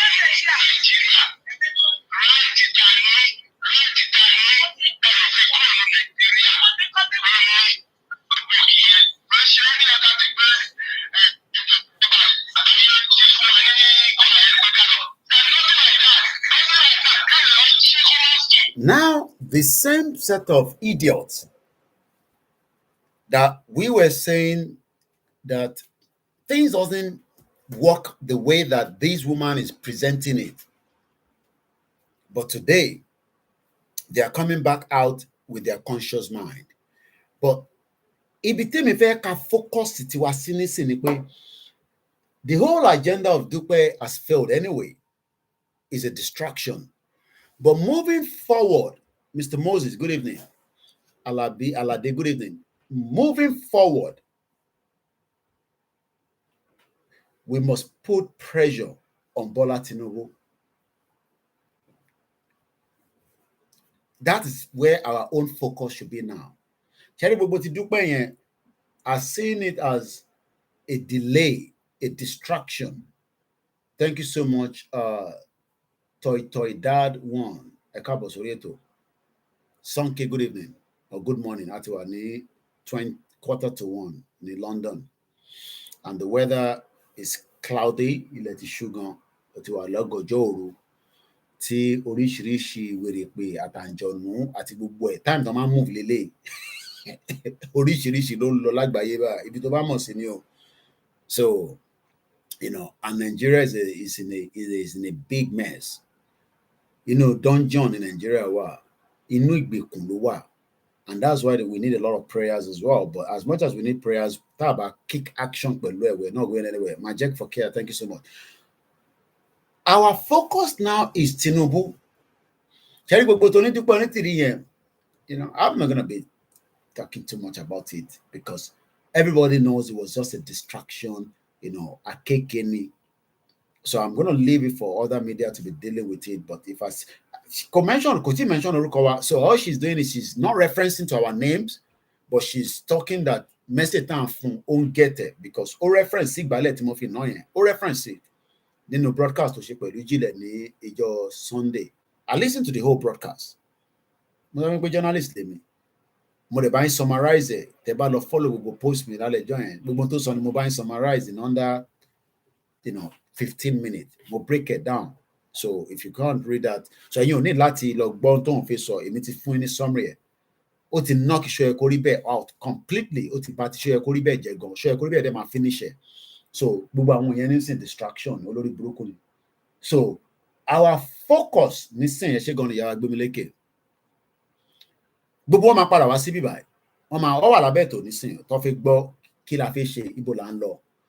God bless Nigeria. Brother, NEPA bill is too high. But news in it. 40% tariff from 1st of July. Most of my mini family nile. Our man take picture. Manico take picture. Taba tilora ino. One take picture. Every time Tabara no yen own decrease in it. Tabara no 10,000. Unit don't fun ni ìgbà tí a ti rà bí 3-4 months ago. Every time. Ẹ mọ̀ pé tẹ́lẹ̀ wọ́n ṣe announcement. Nigeria is going to be in a complete total mess. But Nigerians will learn the hard way. Àwọn kan rí Tinubu as a Yòrùbá man tó nífẹ̀ẹ́, but ìyẹn ò ní kówó wà lápò ẹ̀. Mo kí jàre, Majek for care.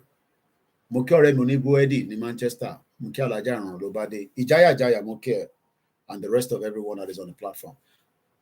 Our focus now, as those that are agitating, that wants option to leave Nigeria as an organic movement. I've told you the meaning of organic. Organic is something that you start and it refresh itself. Silver Official, welcome to the program. I'm a refresher. But because they knew that we were organic movement, so often that orishirishi will pay that everything's in way. Elo destroy anyone and make sure we a label Koikimedia. I was talking to my wife this afternoon, and I said, money in 10 million hold. Sure, I hold it. My bust very soon.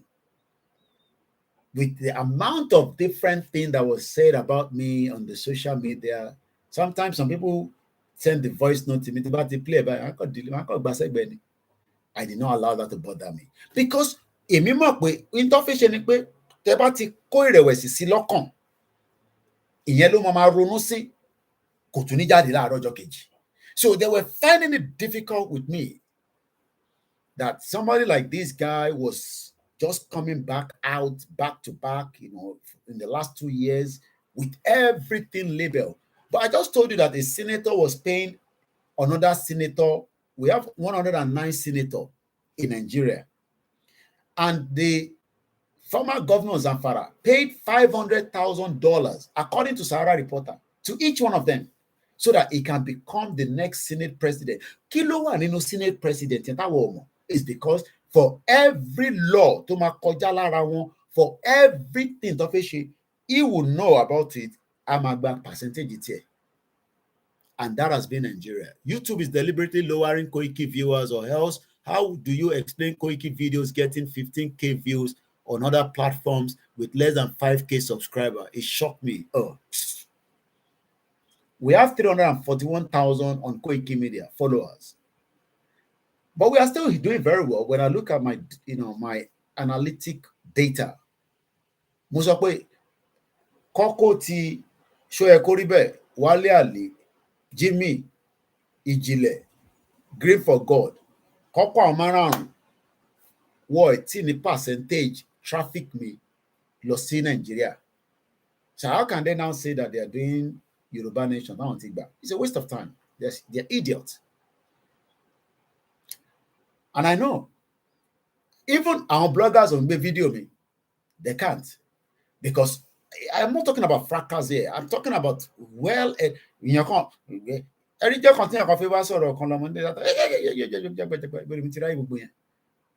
I do go and look at some of those that are blogging. They hardly blog me, because what I'm saying is that about blogging, because I am here in details, because like I said, I did follow Alistair Campbell. Again, Alistair Campbell. He was the director communication of Tony Blair. Very, very intelligent guy. Mudetuni mentor conti for not public consumption. So, in terms so, everybody saw. I talk from the foreign policy, diplomacy. I talked from the angle of where are you going? Because I live in a system that I followed. My mom retired from the House of Lords in UK. So I follow the politics. So I know how things move. As we speak right now, 24 states in America, there's a military movement going on. As I speak right now, all America ní ogun World War III. Secretary of State Blinken, ó wà ní China. Ṣẹ́gbọ́n kan tó sọ nígbà tó dé China. Ó ní China sọ fún wọn pé Taiwan tẹ́ ń sọ yìí láti, is it Nixon? Say Nixon the president yẹn, Nixon. America ò ti change policy wọn lórí Taiwan. Tó bá bí America dá kó change policy wọn. Ogun tó máa ṣẹlẹ̀ pẹ̀lú China àti America ó máa kọjá èyí tó ti ń ṣẹlẹ̀ bọ̀ ní World War I, World War II. Bẹ́ẹ̀ni, ìyá mi gbé mi lékè. Wọ́n ní Alistair Campbell is so intelligent with his Pinocchio look.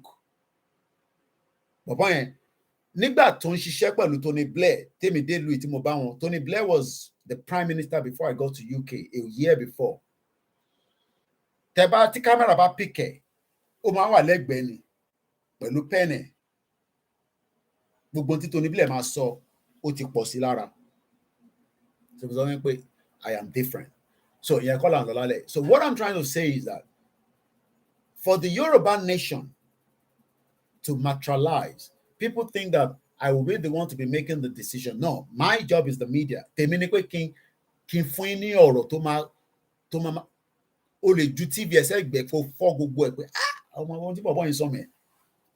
is the point of view between me both. Because ìlú iná push wa lọ sí Iraq. Eventually, it was lies. But in táwa gbé dání òun ṣe irọ́.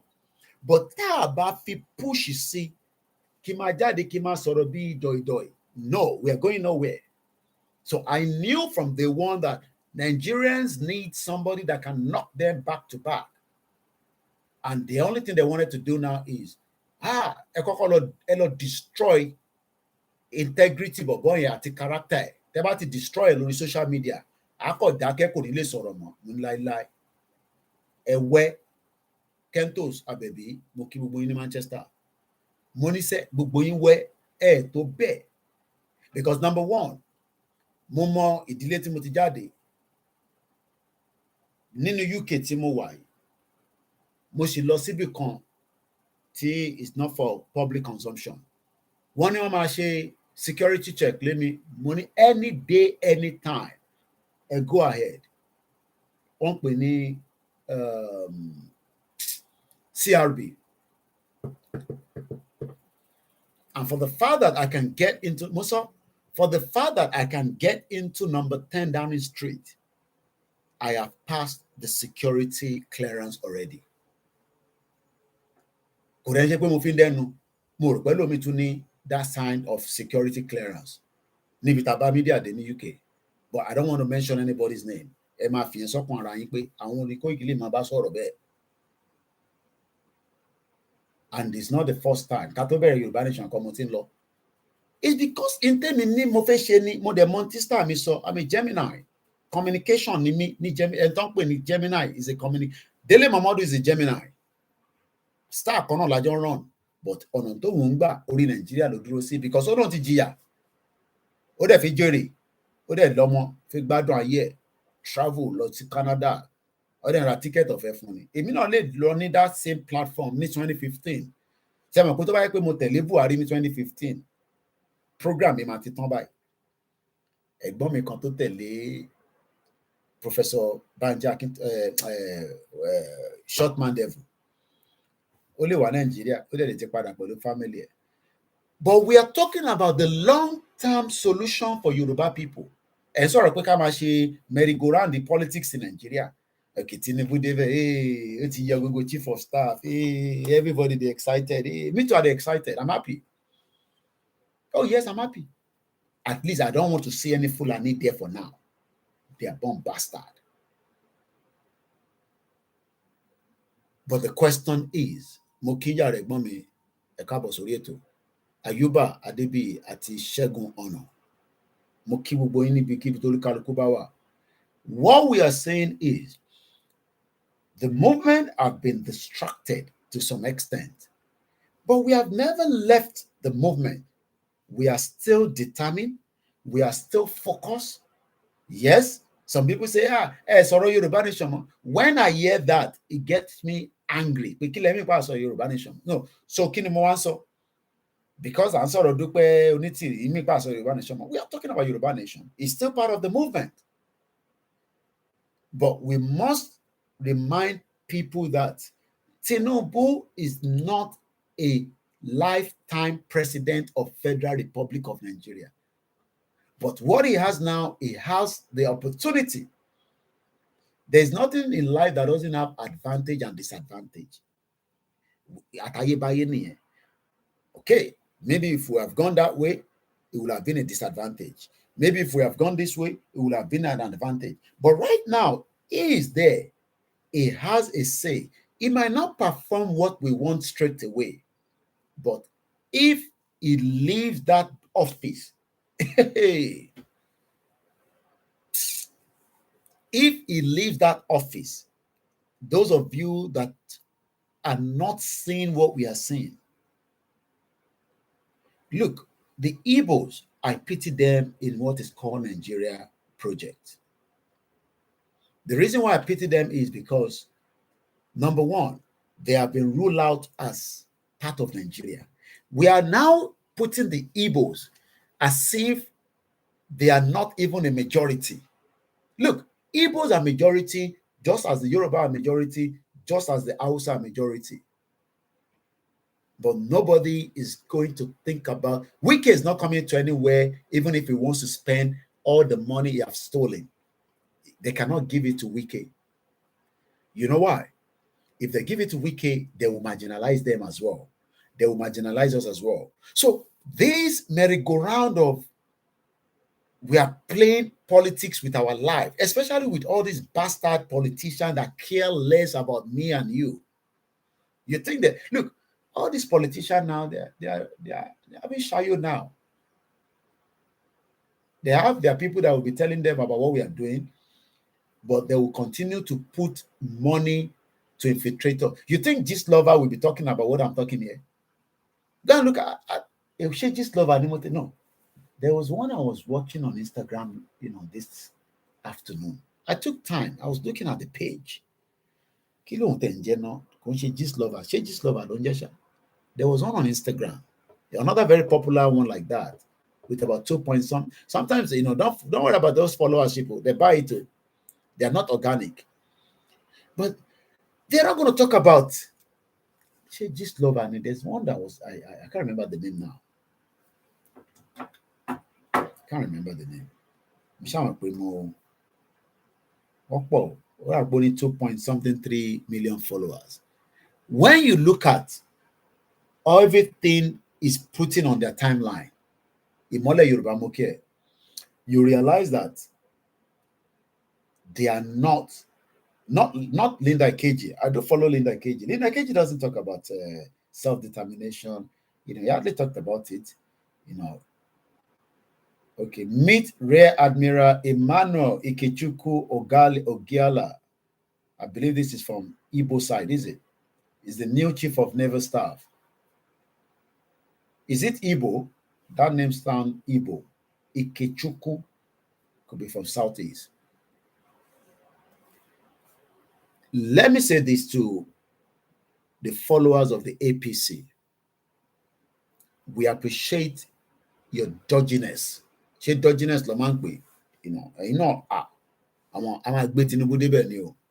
it's from Southeast. Okay, very good. So Tinubu balanced that a little bit.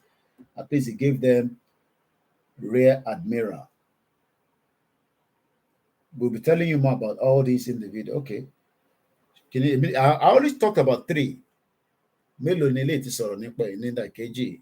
Èmi náà try now. Èmi sọ̀rọ̀ nípa mẹ́ta, òun sọ̀rọ̀ nípa 1, 2, 3, 4, 5, 6. So let me just give you a breakdown quickly.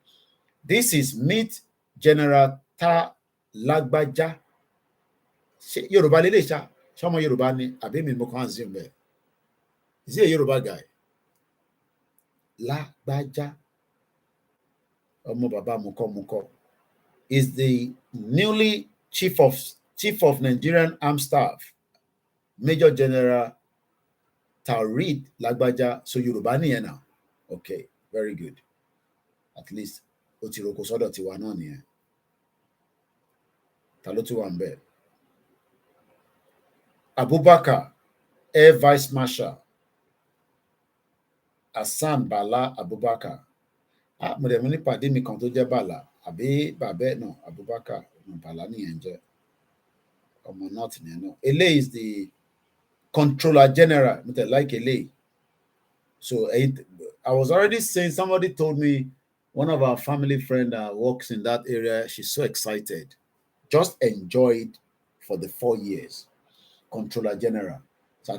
Then this one is meet the new Chief of Defense, Major General EPA Udondeye. Oh, it's okay. What the Daruko State one? Mori. Linda Keji to break it down. Sorry. So let's go back. So Gala is from Linda Keji was Enugu State. Okay, very good. To make the Biafra not to fight for Biafra again. Not lie. This one is from Osun State. The new Controller General. Abubakar is from Kano State. Okay, Obalance. So Lagbaja is from Osun State. Osun Meji.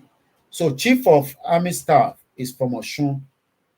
So Tinubu Mondonshe. The Major General Christopher, new Chief of Defense Staff, is from Kaduna. Okay. We're going to talk about that. Then IG Atimoye. láti April bọ̀bọ́ kan wà lórí Twitter wọ́n ń pè ní 99 oppressor láti April ló ti sọ pé bọ̀bọ́ ìlú máa jẹ́ the next IG because ó ti wà pẹ̀lú Tinubu tipẹ́ bọ̀bọ́ Káyọ̀dé Ẹgbẹ́tókun. So let me come back to the reality. All these is a temporary measure just to keep everybody excited. So I can see the excitement already on the social media. I've been reading a lot of comments on the Twitter, from different, pages, whether even NTA. I was on NTA Twitter feed. Let me say this. Tinubu is not a lifetime president. I pray you all get the message. What Tinubu needs to do is to do what happened. Mo fẹ́ ṣe program here properly, but I will do it from a software perspective. I talked about East. I will just brief it again tonight. Ẹ ṣé bàbá wa àrò. Mo pé ìlú kan ní East Timor. Let me just give you just a brief, but I should match a full program. Tinubu can go in the route of what East Timor did. Láti fi jẹ́ kí ìlú yẹn move further quickly. Tó fi di pé wọ́n gba independent wọn. I was in UK when East Timor was getting their independence, but mo kọ́kọ́ nípa Yorùbá nation. They got their independence in 2002, May 20. Yeah, Olúwàwájú mi. Independent of East Timor. Write it down. East Timor. East Timor. Echo Alpha Sarah Tango. Space.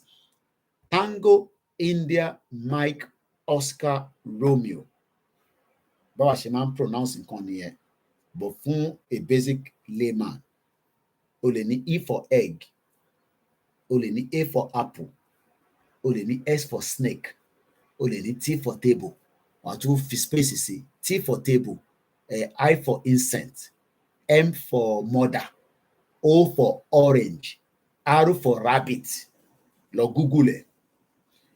Tinubu lè ṣe tí ó ṣẹlẹ̀ ní East Timor kó fi break Nigeria. President wọn kan tí wọ́n gbé wọlé ló resolve problem tí ìlú yẹn fi pín, but wọ́n ti já ṣége ogun kó tó dé stage yẹn. Let me take you through a bit of history of East Timor. Ẹ má bínú, washing machine ló ń dún papapapapa. Our wives, that is what they do. Ó sì máa sọ̀kalẹ̀ wá, ó sì gbogbo aṣọ tó ń fọ̀ yẹn, ó sì máa wá sá. How these women survive, I don't know. But by mothers, it's not easy to clean the kitchen, ìdáná. Bí ó ti timer ni bí a brain ẹ̀ kọ́ máa sọ fún pé ó ti ready. Ó sì máa wá, ó tún máa ṣàdúrà kọ́lọ́run bá wà pẹ̀lú gbogbo àwọn ìyàwó wa. On 15th of October 1999, the Indonesia People's Conservative Assembly repealed the law annexing East Timor. The administration of the East Timor was taken over by the United Nations through the United Nations Transitional Administration in East Timor. This was established on 25th of October. All remaining Indonesian forces left the territory in November. The interfaith deployment ended on the 14th of February 2000. This is a process.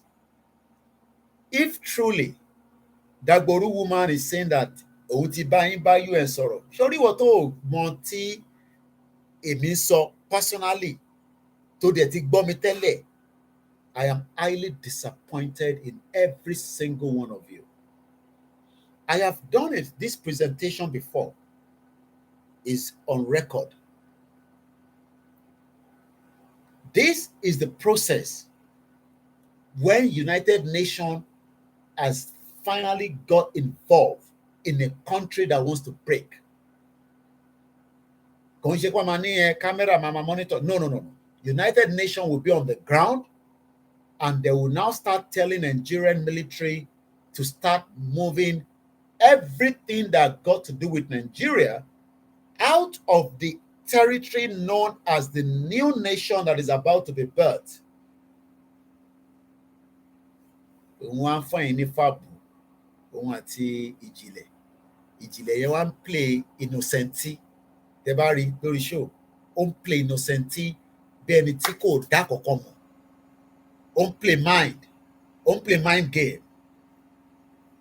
Ẹ máa pé mi ti gbé ní Europe kó tó di pé a tún já kúrò lára Europe pé Europe báwo ẹgbẹ́ ra yín sẹ́gbẹ̀ẹ́ ìyẹn ọmọ Europe yẹn European àfi British ló proud jù. Ẹ bá bínú mo fẹ́ kí kíní ẹ̀ tó Spain yẹn kẹ́ lè bá gbọ́ mi dáadáa.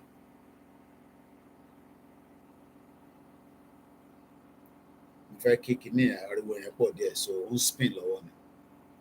If not, màá kàn máa sọ̀rọ̀ ságbọ̀n ni.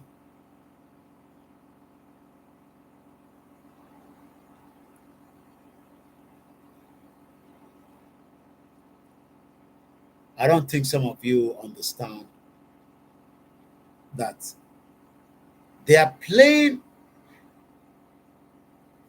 the mind of millions of you. Let me just put it as millions, because by the time we calculate it, it could be worth millions of you.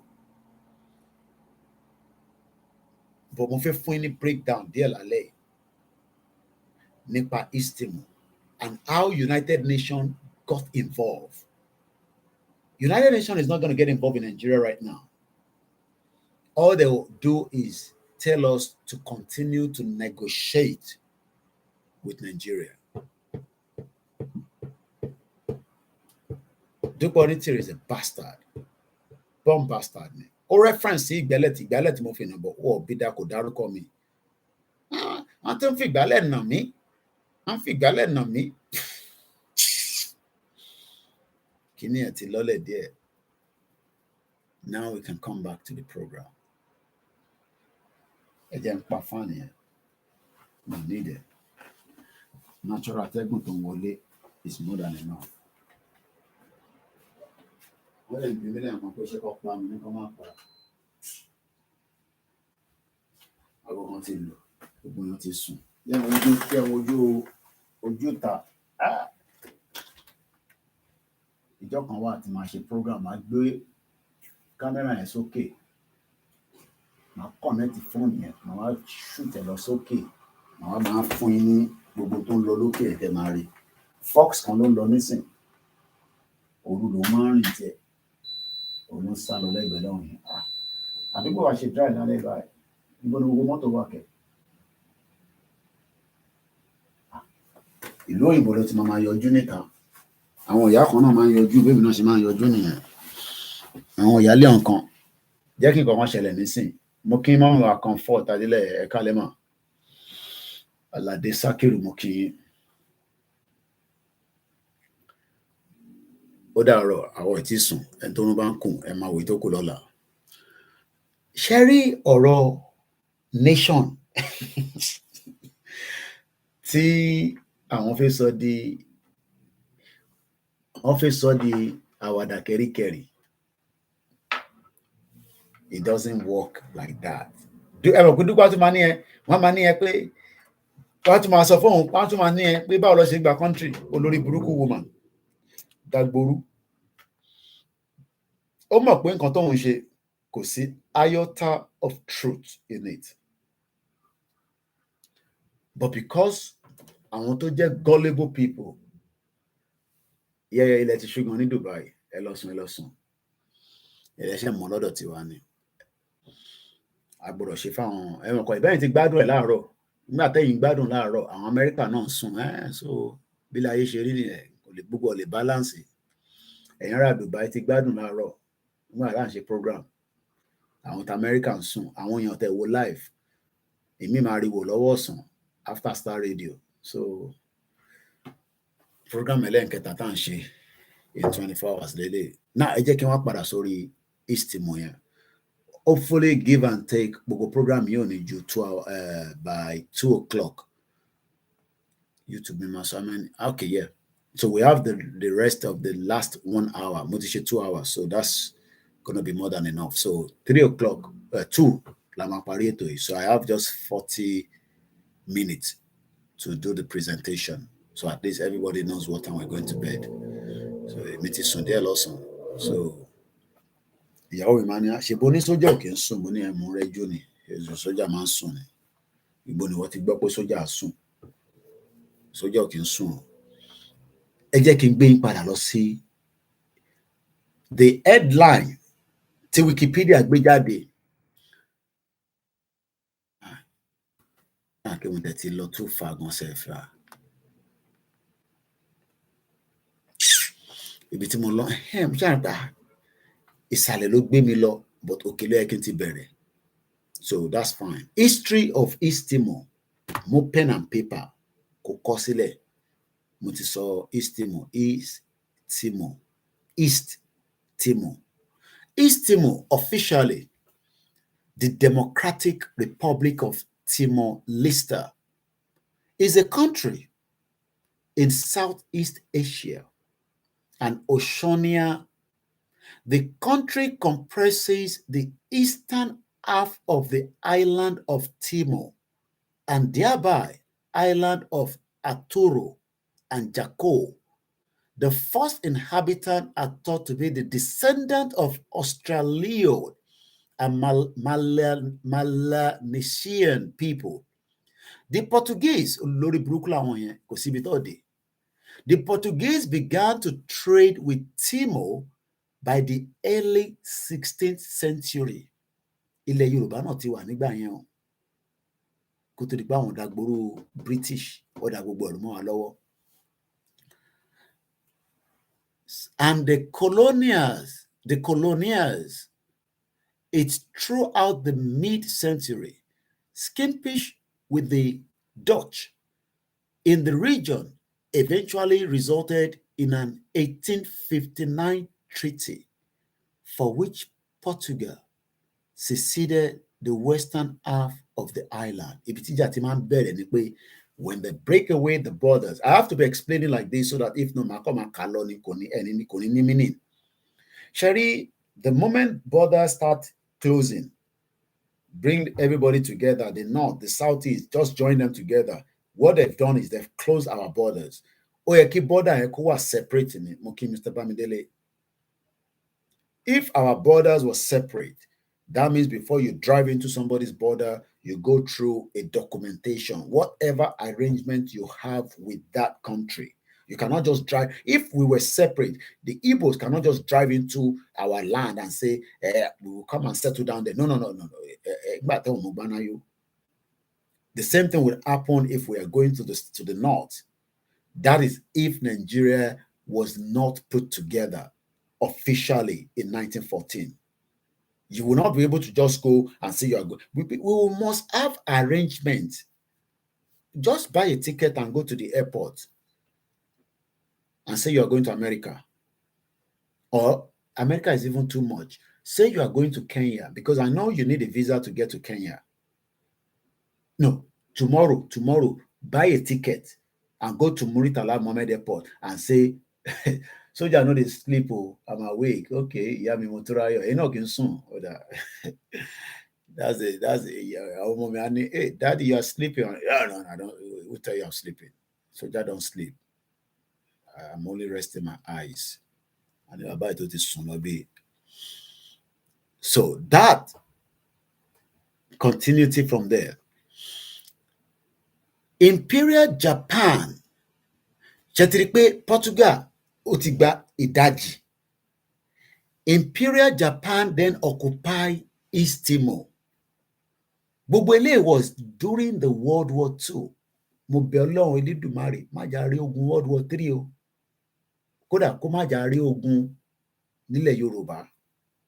Akíkanjú obìnrin adúláwọ̀ àgbáyé mo mà kí yín. Ẹ̀yin obìnrin tẹ́ ń ṣiṣẹ́ takuntakun, gbẹ̀yin sisters wa, ẹ̀yin mothers wa. Ọlọ́run àbá ń dúró ti gbogbo wa. Nígbà táwọn Japan, àwọn yẹn di East Timor tá à ń sọ̀rọ̀ ẹ̀ lénìí. Just the same way tá à ń sọ̀rọ̀ Nàìjíríà.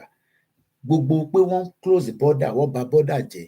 àwọn òyìnbó yìí ni after ogun World War II ni tógun kan bá ṣẹlẹ̀ nísìnyí gbàgà tí World War III bá ṣẹlẹ̀ there will be another new borders àwọn ìlú kan á tún spring up àwọn kan á tún jà ilé táwa ń jà lọ nísìnyí ara wàhálà tó dá sílẹ̀ ní 1914.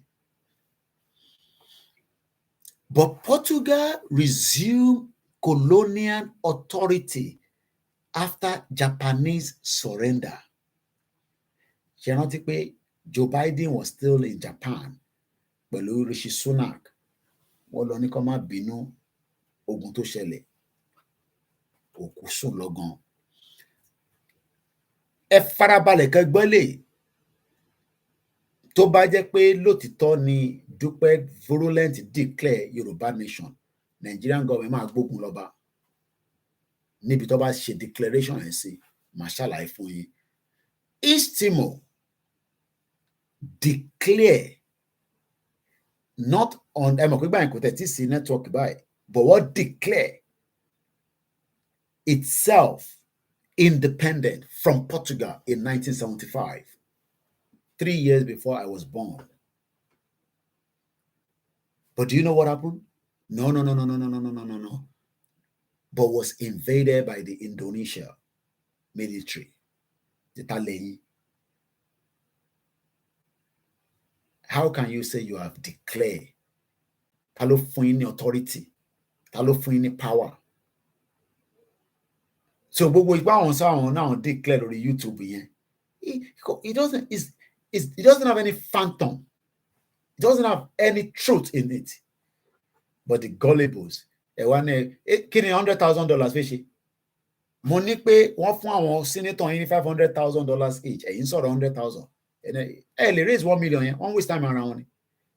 Bó bá àwọn ìjìnlẹ̀ kó máa ṣàìsùn lójoojúmọ́. Àwọn wọ́wọ́ lọ́wọ́ ọmọ Yorùbá. Èmi sọ pé tó bá di gbàsgbòs, ìta máa lò inú Nàìjíríà gangan ló wà. But for now, Tinubu ṣì wà ńbẹ̀. So we're going to push for negotiation, but we will continue to also do what they called, civil disobedience. A lot of rallies, a lot of protests is going to happen. Tó bá wá ń the new Inspector General of Police tó jẹ́ ọmọ Yorùbá, kókó bọ̀ jáde, kó kúkú pa gbogbo wa, ká wá mọ̀ bó ṣe máa ṣẹlẹ̀. Ṣùgbọ́n ìbọn ó níbi tó ti ṣẹ̀wá. Ṣé rí lè gbogbo ló wá ṣẹ̀wá dùn jù? Ilé tá a ṣe fi kó sínú ẹ̀yìn, òun gangan ló dùn jù, bọ́ èmi kọ́ ni máa pàṣẹ yẹn.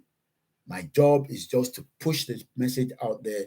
Àwọn tó ń lead wa, they will work things out and decide when it is appropriate for us to be back on the road. 1929, Aba women came out dancing protest against taxation by àwọn òyìnbó lórí burúkú tó kó gbogbo àpapọ̀.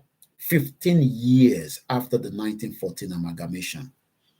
So people have been protesting for something. So when people say, hey, we are just going to go out of Nigeria, how? When we don't have a referendum clause, and nobody's going to push for a referendum clause in this bloody constitution that they are using presently. That's why they never put it first in the first place. The country was later incorporated. Imagine, after they declared 1975, Indonesia invaded them.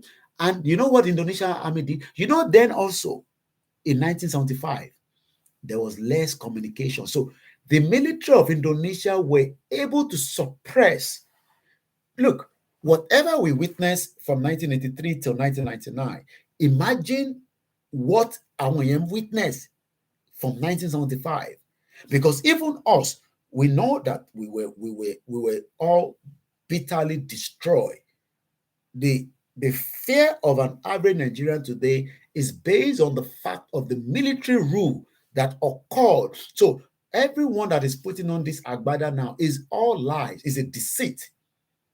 Just as they brought in Olori Buruku bomb bastard Fulani guy that came from Niger called Buhari, that was trained in Sandhurst military here in UK. They now put agbada on him and deceive every Nigerian. But the psyche that the military destroyed us for a very long time, the fear is still in the body of so many Nigerians today. So the Indonesia now later, so when they say incorporated, they just took over East Timor. Just the same way, until Abiola was told, you will only innovate. Good evening and welcome. Babangida deceived Abiola. Don't campaign. We will let go. We'll give everybody the right. They knew they were never going to give Abiola the position, but Abiola was gullible with so many millions of Nigerians. Everybody went to vote. I was in secondary school in 1993, and everybody voted, and that led to chaos. That led to Nadeko, and today the same Bola Tinubu now is not telling us we will not break Nigeria. Even himself knows that he's talking nonsense if he's thinking like that. I pray for his good health. But when I multiply my age, and as I pray for his good health, I pray for my good health, I will still be alive, even if Tinubu will still be alive. I'm sure you know what I mean by that. Because he's older than me in age. He's almost 30-something years older than me. So he's not the one to tell us that I pray for his good health, but at some point, he will not have the same capacity like I will still have. By the time I'm in the age of Tinubu, let's add another 30 years to Tinubu's age and let Tinubu come and be telling me that he will even be asking me to go and break Nigeria for us. So you want us to wait till then. I hope you get the analogy. Ṣé ó yé yín nǹkan tí mo sọ mẹ́rin? Mo fi code sọ̀rọ̀ níbẹ̀ yẹn ni. Mo kí mọ́mí wa grandma Fọláṣadé ẹ tún bá ń kí grandma nínú ilé náà. Ṣé ọ̀rọ̀ tí mo sọ ṣó yé yín? Ohun tí mo sọ ni pé Tinubu tó ń sọ pé Nàìjíríà ò ní pín. By the time tèmi máa fi dé age Tinubu, mo pray pé kí Tinubu ṣì wà alive. Kó wá sọ fún mi bí òun ṣì máa ní that same strength. So I am still going to be much more ready and prepared than him because òun àti weak. Yawa Motura sọ pé my husband said we are still under military command. We need to go out of Nigeria so that I can enjoy my husband. So when people say Tinubu is going to keep us together for a very long time, you must be joking. Tinubu is only there for temporary measure, 4 years. Let's go back to East Timor history. Now that we've got the background of this country, we also know now that it was later incorporated as a province of Indonesia. Remember that they've been fighting since 1975. Okay. During the subsequent 2 decades, when they say something is subsequent, in Toshele, after 20 years, because a decade is 10 years. So from 1970, so 1970 to 1980 is 10 years. 1980 to 1990 is another 10 years. So I just, for argument's sake, because we know that Omar Julo dear because 1975, so Taba Munika Muloni 10 years, 75 to 85 is 10 years, 85 to 95 is 10 years, it's 20 years. So 95. After this 2-decade occupation by Indonesia military or Indonesia as a country, a campaign for what they call pacification ensued. Let's break it down. What is the meaning of pacification? Just for us to learn, and me and you. So let's quickly go and look for the full dictionary meaning of pacification. So pacification, according to the English dictionary, the act of process of pacifying, the state of being pacified, the act of forcibly suppressing or eliminating a population considered to be hostile, a treaty of peace. You haven't got all that, and somebody tells you, oh, take back country for you. I mean, are you all stupid? Are you all idiot? And she's telling everybody that God, without no treaty, without no resolution from United Nations, without unbelievable. What is an example of pacification? if two countries, understanding in terms of every platform has their presentation, but on this platform, Koikimedia is from the international perspective of what we can tell you. This is not fabrication. Farabalẹ̀ kò gbọ́n tó kọ síbí báyìí. Tàbá ní a fẹ́ mú example pacification. If two countries are having a war of words like Sudan, as we speak right now, the current war in Sudan is still ongoing. As we speak right now, the current war between Ukraine and Russia is still ongoing.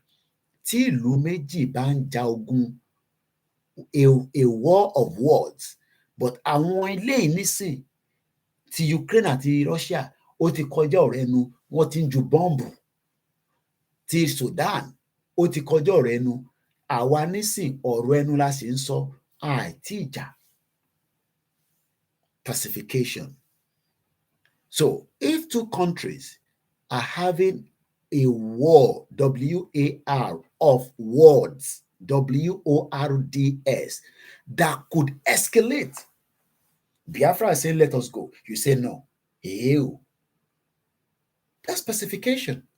Because all they are doing so far is just oroloshin so.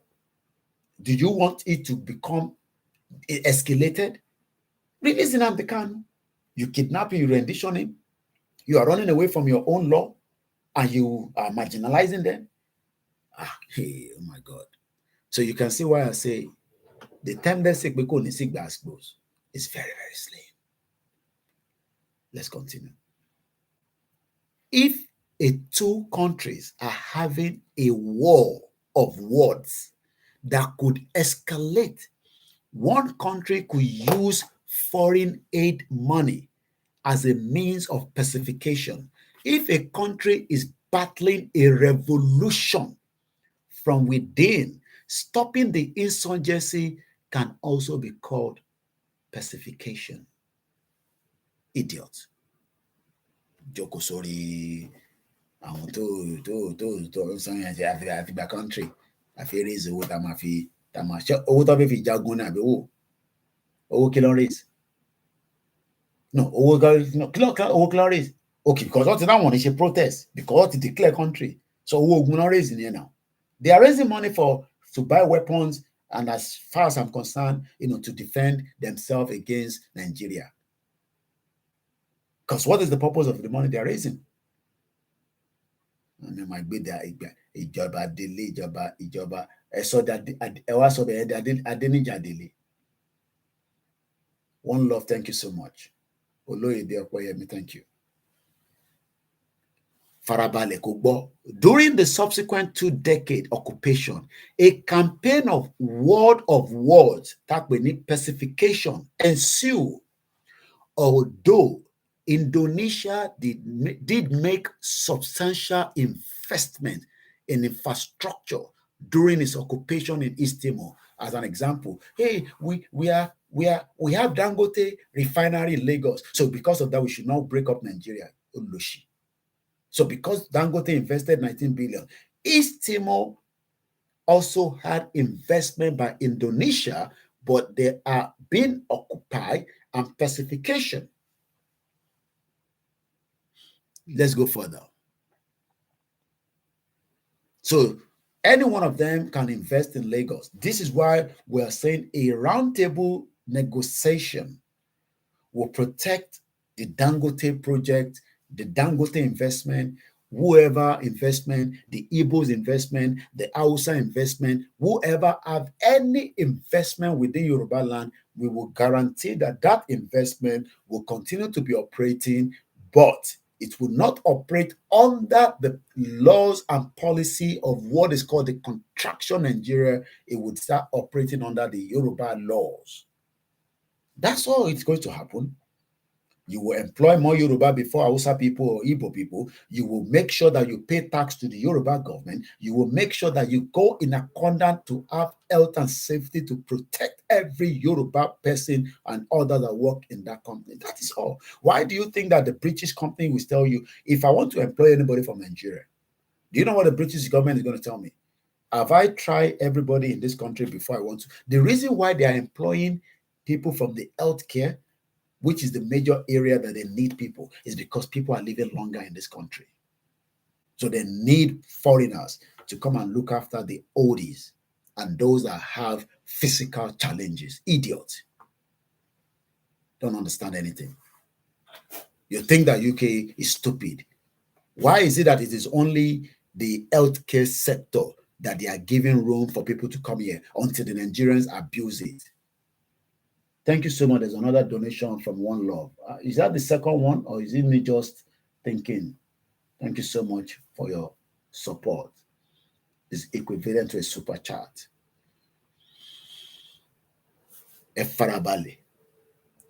This program will be done again properly, but I just have to explain it tonight so that when people that are saying that what is going to be our way out, we are still talking, we are still deliberating, we are still doing diplomacy with the government of Nigeria as much as possible, and likewise international community, to just have what they call a bit of not sympathy, but whatever is going to be in your own terms. But ọ̀pọ̀lọpọ̀ yẹn tí gẹ́tì ibi tí a fi ń sọ fún yín pé country is not something that you just say and come on the social media on YouTube and say, well, I think that country, Ọlọ́run ti gba country fún wa. Ọlọ́run kọ́, Ọlọ́run ni. Kọ́ máa jẹ́ kí èèyàn sọ̀rọ̀ sọ Ọlọ́run gidi tí àwọn èèyàn sìn. Pọ́n bastard woman. Gba country fún yín. Ìjìnlẹ̀ yàrá máa play bẹ́ẹ̀ tó on play innocenti. On play innocenti. On there were the country Tony Baba history.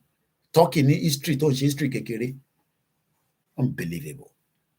Let's go swiftly because we're just about 30 or 28 minutes to the end of the program. Although Nigeria has invested into Yòrùbá land and then so bloody world, we will keep their investment. They will still be the one to own it, but they will go in accordance with our laws.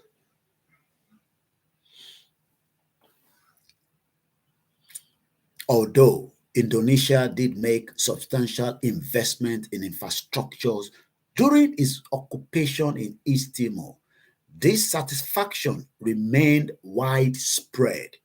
So between 1975 to 1999, a year before I was getting to UK, no, a year after I got to UK, issues were having.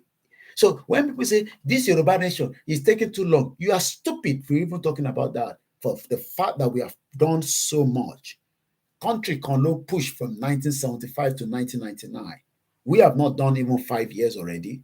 And look at the achievement. And the people will say, what achievement have you achieved? We have wakened the minds of so many people that never even understand that we could be standing like this. And listen again. From 1975 to 1999, there were an estimated 102,800 conflict-related deaths.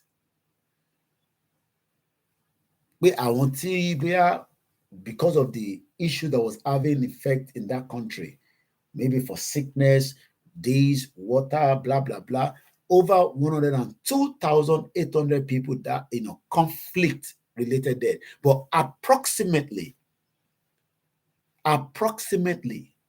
between 1975 to 1999, how many years is that?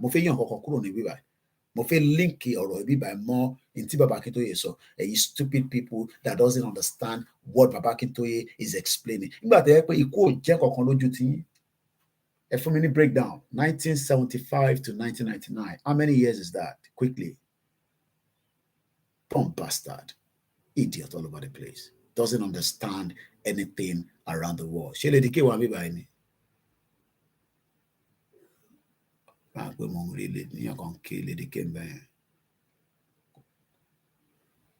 Coolest_gold. Thank you so much. Prince Adebola, thank you so much. 24 years. Farabalẹ̀ kẹ́ gbọ́ bíbá nísìn. Farabalẹ̀ kó gbọ́ àárín bíbá. Ṣó mọ̀ pé in that 24 years tí wọ́n fi ń ja ogun ní between East Timor àti Indonesia, because àwọn rebels wà nínú bẹ́ẹ̀ tó ń sọ fún government East Indonesia pé a máa para wa tán síbí báyìí ni. Ṣé o mọ̀ pé gbogbo àwọn tó kú officially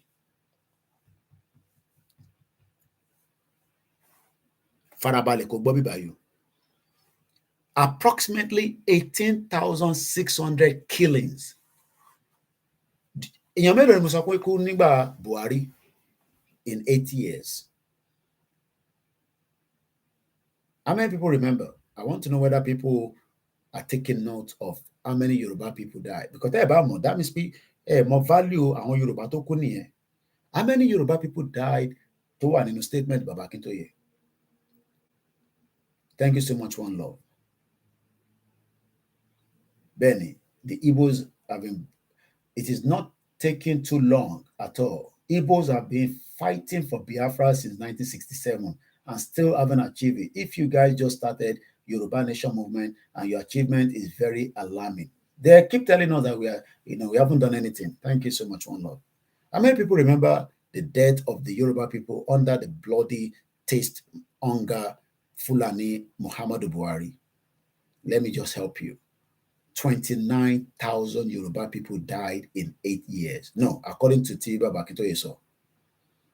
Just based on that, it might be more. But and if only it, I mean, I shouldn't even use the word if, but in argument's sake, do you know that in how many years was it 24 years? Do you know that in 24 years, 18,000 people died, whereas in 8 years of a government, 29,000 Yoruba people died? Not that the only people that died, we also know that 84,000 excess death from hunger and illness. So if we add hunger and illness to that figure, it will also blow to the proportion of 100,000. So, so when people are here telling me that, this boy, don't come and bring war to Nigeria, I keep asking myself, are people mad? Because if you are not mad, a country where the government continue to bombast, genocide in the Southeast, only God knows how many people have died in the Southeast in the period of Buhari. And I hope Tinubu is not going to start that nonsense by attacking people in the Southeast. We're talking about 29,000 Yoruba died. By the time we add hunger and illness, it will blow to the proportion of 100,000. So, African Confidential went to say, those mad people of Iya Onijibiti keep shouting, what have you achieved for 3 years? As if getting a new nation is like purchasing a new house. Even to purchase a new house in African Confidential, I'm sure even if you have money, it will still take a lot of legal paperwork, before you join things together. Iyalode_10. A very good morning and welcome to the program. We are just 20 minutes away out of the program. The real known, my uncle. Welcome to the program.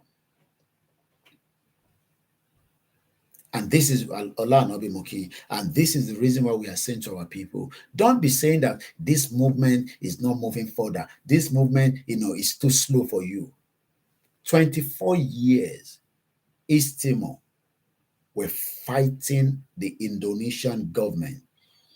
18,600 people died. We did not fight Nigerian government apart from asking for our rights. Like the East Timor rebels. Because we are not rebels. We did not take out any guns. Look, the IRA did more damage to the British than anything else. We have not done any damage. We didn't blow any building up. We didn't go and put dynamite and blow a building up. We didn't. Even people were like, hello, blow a bridge. Hello. We didn't do all sorts of things. People were giving all kind of different reasons why we should go and start something, but we never did. But yet, estimated 29,000 of our people died in the hands of the former government. And you say you are not at war. So what more and how much do you... So, kill Ogun. So when people say, Koiki, don't start Ogun to finish. And I'm asking myself, are these people really normal? So let's go further quickly. This is another area I want you, and you're more Yoruba, screenshot it by whatever, more for phone. Screen record it by Kubongo to move. say you got a country, not a country like African Confidential say pé o fẹ́ ra mọ́tò o fẹ́ lọ kọ́lé. Nígbà tó di 1999, in a United Nations sponsored referendum, in 1999, in a United Nations sponsored referendum, an overwhelmingly majority of the East Timorese voted for independence from Indonesia. Kábíyèsí Elédùmarè. Kọ́lọ́njà ríro ẹ̀ láìpẹ́. Ká jí níjọ́ kejì báyìí. Kó sọ pé a ti kúrò officially. Tó ń ṣe onídàgbòrú tó sọ pé òun ti gba country láàrin inú YouTube Jimmy Boy. Ọmọ dúpẹ́ fọ́lọ́run pé làkàyà wa kan mà tí kú o. Orí mi wá jáde kí n sọ fún àwọn Yorùbá pa ti gba country. Àwọn èèyàn máa sá pátápátá lórí péjì ni pé Koiki má tún sọ̀rọ̀ mọ́. In 1999, kí n tútú bẹ́ẹ̀ ń sọ fún ẹ, in a United Nations sponsored referendum, and he also has an highlight.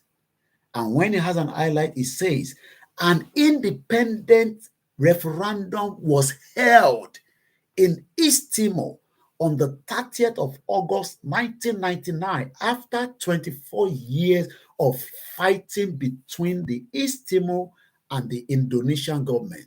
The United Nations now had a sponsor referendum. Ogun òṣèlè NFGBA referendum tí kò sí nínú clause 1999 constitution. Tógun bá ṣẹlẹ̀, United Nations ló máa phantom láti ọ̀dọ̀ tiwọn ló máa phantom referendum tí Nigerian government ò dẹ̀ ní any right to stop it. And it's going to be conducted by United Nations, just as it was conducted in South Sudan. Ẹ̀yin olùṣètẹ́ dákọ̀kan mọ̀. Yorùbá wa jókòó sórí social media àmọ́ tá à ń sọ ni. Ṣé ìmú wa jẹ́ gẹ́gẹ́ bí àwọn tó ń ṣe fracas? The referendum origin lay with the request made by the president of Indonesia, B.J. Habibie. Ibi tí mo ní Tinubu can phantom what we are asking for. Ibi tí mo fẹ́ lò gangan tí mo ní máa fi ṣe proper program nìyẹn. President tí ó wọlé ní Indonesia, not East Timor. The new president tó gbé wọlé tó vote fún ní Indonesia, òun ló sọ fún United Nations pé ẹ wá conduct referendum kólúkálùkù máa lọ, wàhálà yìí ti fẹ́ pọ̀ jù. Mo kí ìyá wa Eunice. So Tinubu has that opportunity. Tó bá miss ẹ̀,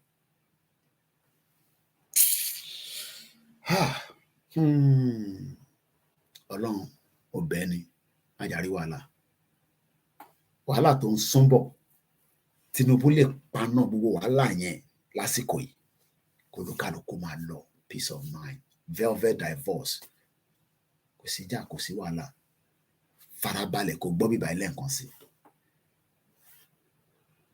An independent referendum was held in East Timor on the 30th of August 1999. The referendum origin lay with the request made by the president of Indonesia, B.J. Habibie, to the United Nations Secretary General, Kofi Annan, on the 27th of January 1999 for United Nations to hold referendum. Ṣẹ́yìn tí ẹ wà lábroad, ṣé ọ́fíìsì ó gbá etí yín tí ẹ wá lọ jókòó sábẹ́ oníjìbìtì woman yẹn, ẹ wá náà fẹ́ raise owó ẹ máa fi gba country yín, ẹ ti ṣí èrè, madness ti wọnú agbárí gbogbo yín pátápátá. So ẹ fi pé $1 million máa ra gbogbo ìbọn tẹ máa fi bá Nigerian government jà. Ǹjẹ́ mọ iye tí Nigerian government ra tó invest sínú military ní last year? Ǹjẹ́ mọ budget Nigeria nínú military? Ẹ ti mú gbaná pẹ̀lú Dúpọ̀ Onítìrì, gbogbo yín ti mú gbaná Banalem, mad people all over the place. Ìyẹn mo ṣe sọ pé Tinubu ní opportunity yẹn láti phantom, láti lay a referendum, even if the constitution does not allow it. Ó lè sọ fún United Nations pé àwọn tó ń agitate yìí kó má lọ escalate, kó má di orí M1, kó má di pẹ́jẹ́ máa sùn lọ, ẹ wá bá wa conduct referendum àbí káwa conduct ẹ̀ kẹ́ wá observe ẹ̀ kọ́nà méjèèjì. Bọ́ tó bá jókòó tó ń fly lọ tó ń fly bọ̀, mo sọ fún yín pé by the time tí Tinubu máa fi dé, tí bá máa fi dé age Tinubu náà á máa dàgbà sí ni àbí kọ́lọ̀ ń jẹ́ kó lè jẹran nígbà yẹn. Ẹ̀wọ̀n kó sì ń rìn, ó wà ajá nísìn. By the time tèmi máa fi dé age tọ̀dọ̀ tiẹ̀, kẹ́ calculate extra tó náà máa ní lórí tọ̀dọ̀ tiẹ̀, egungun tiẹ̀ máa ti weak. That's if he will still be around. Bomb bastard. I am just 15 minutes to check out. So let's come back. So I'll just take one step back. In 1999, mo ti sọ into ṣẹlẹ̀ nínú UN-sponsored referendum, an overwhelmed majority of the East Timorese voted for independence from Indonesia. Ayé wọn dẹ̀ bẹ̀rẹ̀ sí dá. That means the final straw of a 24-year struggle. Ẹ̀yin wà nínú struggle tó ti pé 5 years. Ẹ ti ń bínú, ẹ ti ń yarí, ẹ ti ń bú Ìgbòho, ẹ ti ń bú gbogbo àwọn tá à ń ṣe Yorùbá nation. Struggle tó ti pé 5 years. Ara ti ń ta yín gan àbí? Ṣé àwa la bà Nàìjíríà jẹ́? Ṣé àwa la bà Nàìjíríà jẹ́? One Love went to say that Sudan broke into 2, Czechoslovakia split into 2, USSR broke into 7. Joined together now, done in secret. There were negotiation upon negotiation, not just one, not just one negotiation, not just one letter by one person. It requires representatives, not representative. Wọ́n ti kọ lẹ́tà sí gbogbo àgbáyé, wọ́n ti bá yín kọ lẹ́tà sí gbogbo àgbáyé, àgbáyé ń gbọ́ mi, mo ti report àgbáyé sí Nàìjíríà, olóṣì woman, bomb bastard. Bẹ́ẹ̀ ni Sonke, Sonke ó ti yé mi nísìn, ẹ̀ ń fẹ́ miracle. Gbogbo àwọn miracle tẹ̀ máa ń rí àwọn church àti àwọn mọ́ṣáláṣí náà ti ń ṣe miracle, àtàwọn babaláwo, àwọn oníṣẹ̀ṣe. So everybody is looking for that miracle. Èmi Ọlọ́run fún mi ní template yẹn. Àwọn wèrè á tún máa sọ pé bí ọ̀kankan bá tún ṣe ní declaration kankan, àwọn olóṣì. Bomb bastard.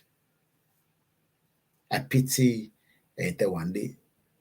Àwọn tó wà lábroad, àwọn èèyàn gbogbo tán sọ, àwọn èèyàn níbi kankan tán lọ. Ẹ sọ fún Jílẹ̀ kó wọ ọkọ̀ kó máa bọ̀ nílé bó ti gba country fún yín. Ẹni kó ra ticket, kó ra Turkish Airlines.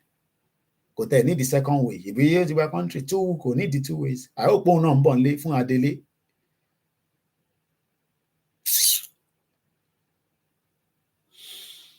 Sure. How did we even get to where Yoruba people cannot think? Èmi rò pé máa nípa Yorùbá la gbọ́n. Àwa fi ọgbọ́n wa àjù sínú basket. Ìyẹn wá ń sink wá sísàlẹ̀. And don't come and tell me, bí àwọn lè ṣe gbà kọ́ láwa ṣe máa gbà. Ọlọ́run ló máa gbà fáwa. Tí bá gbá etí ẹ̀ mọ́bi tó wà yẹn, Ọlọ́run ló máa gbà fún yín. Olusojini, God bless CSI for you, not letting us down. Ìgbòho ń ṣiṣẹ́ fún Tinubu ni. Ń ṣiṣẹ́ f'Àkàlàmàgbò ni. Ń ṣiṣẹ́ fún Dèsì ni. Mo kí bàbá wa Jídé Fálọ́lá. Ìgbòho ń ṣiṣẹ́ fún politician. Ẹ̀yin lẹ́sẹ̀ máa sọ pé Ìgbòho máa ṣiṣẹ́ fún politician. Ẹ̀yin mọ̀ Ìgbòho rí tẹ́lẹ̀ ni. Ta ló mọ̀ Ìgbòho rí tẹ́lẹ̀ ni gbogbo wa? Yeah, faith without work is dead. Let's just finish this. After the referendum, then what happened? Immediately following the referendum, anti-independent Timorese militias organized and supported by the Indonesian military, commenced a scorched earth campaign. The militias killed approximately 1,400 Timorese and forcibly pushed 300,000 into the West Timor as refugees.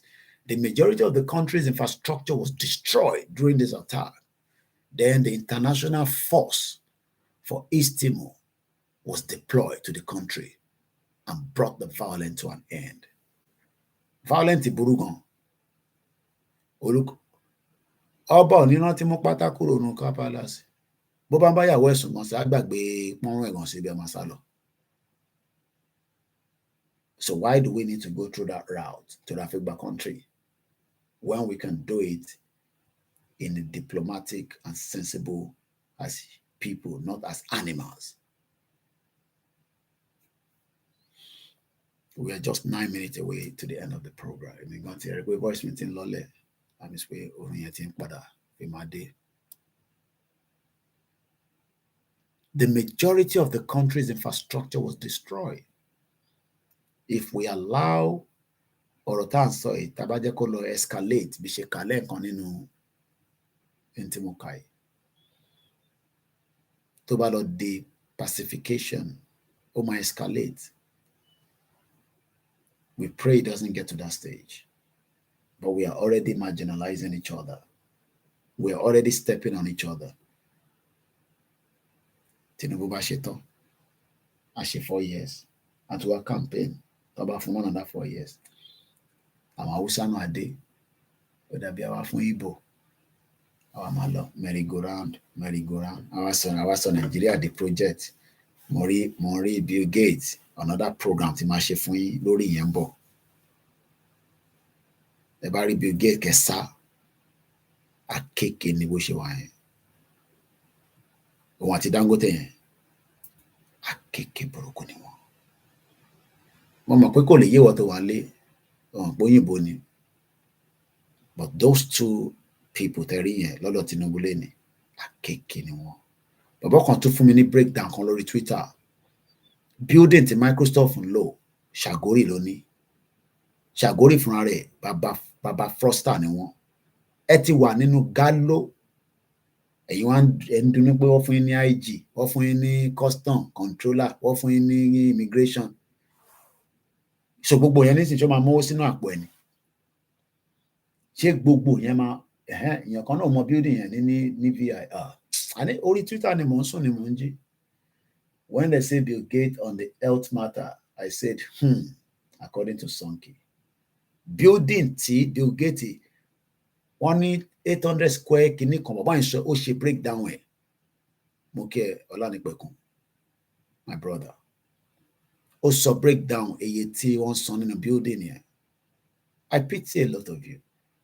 Excitement gallery lẹ́wà nísìnyí, bọ̀ kò sówó lápò yín náà. Tax yín ti lọ sókè 7.5. Àwọn náà san tax nílùú yìí. Electricity tariff. Ẹlòmíì ò tẹ̀ ní tanná sínú ilé ẹ̀wọ̀n. Lédè tẹ̀ ń bá bọ̀ yìí. Ní gbogbo tẹ́ máa lò nísìnyí bí a rechargeable lamp ní mo tẹ̀ tí mo tẹ́ máa lò. So let me just finish up because I'm 6 minutes away. I'm gonna get tired, so I need to go to bed. Mbolakade. So what deploy? Something there. Now, following a United Nations administered transition period, àtìgbà country, so kò ní sí transition period. Ẹ wá fi ṣe interim. Ṣé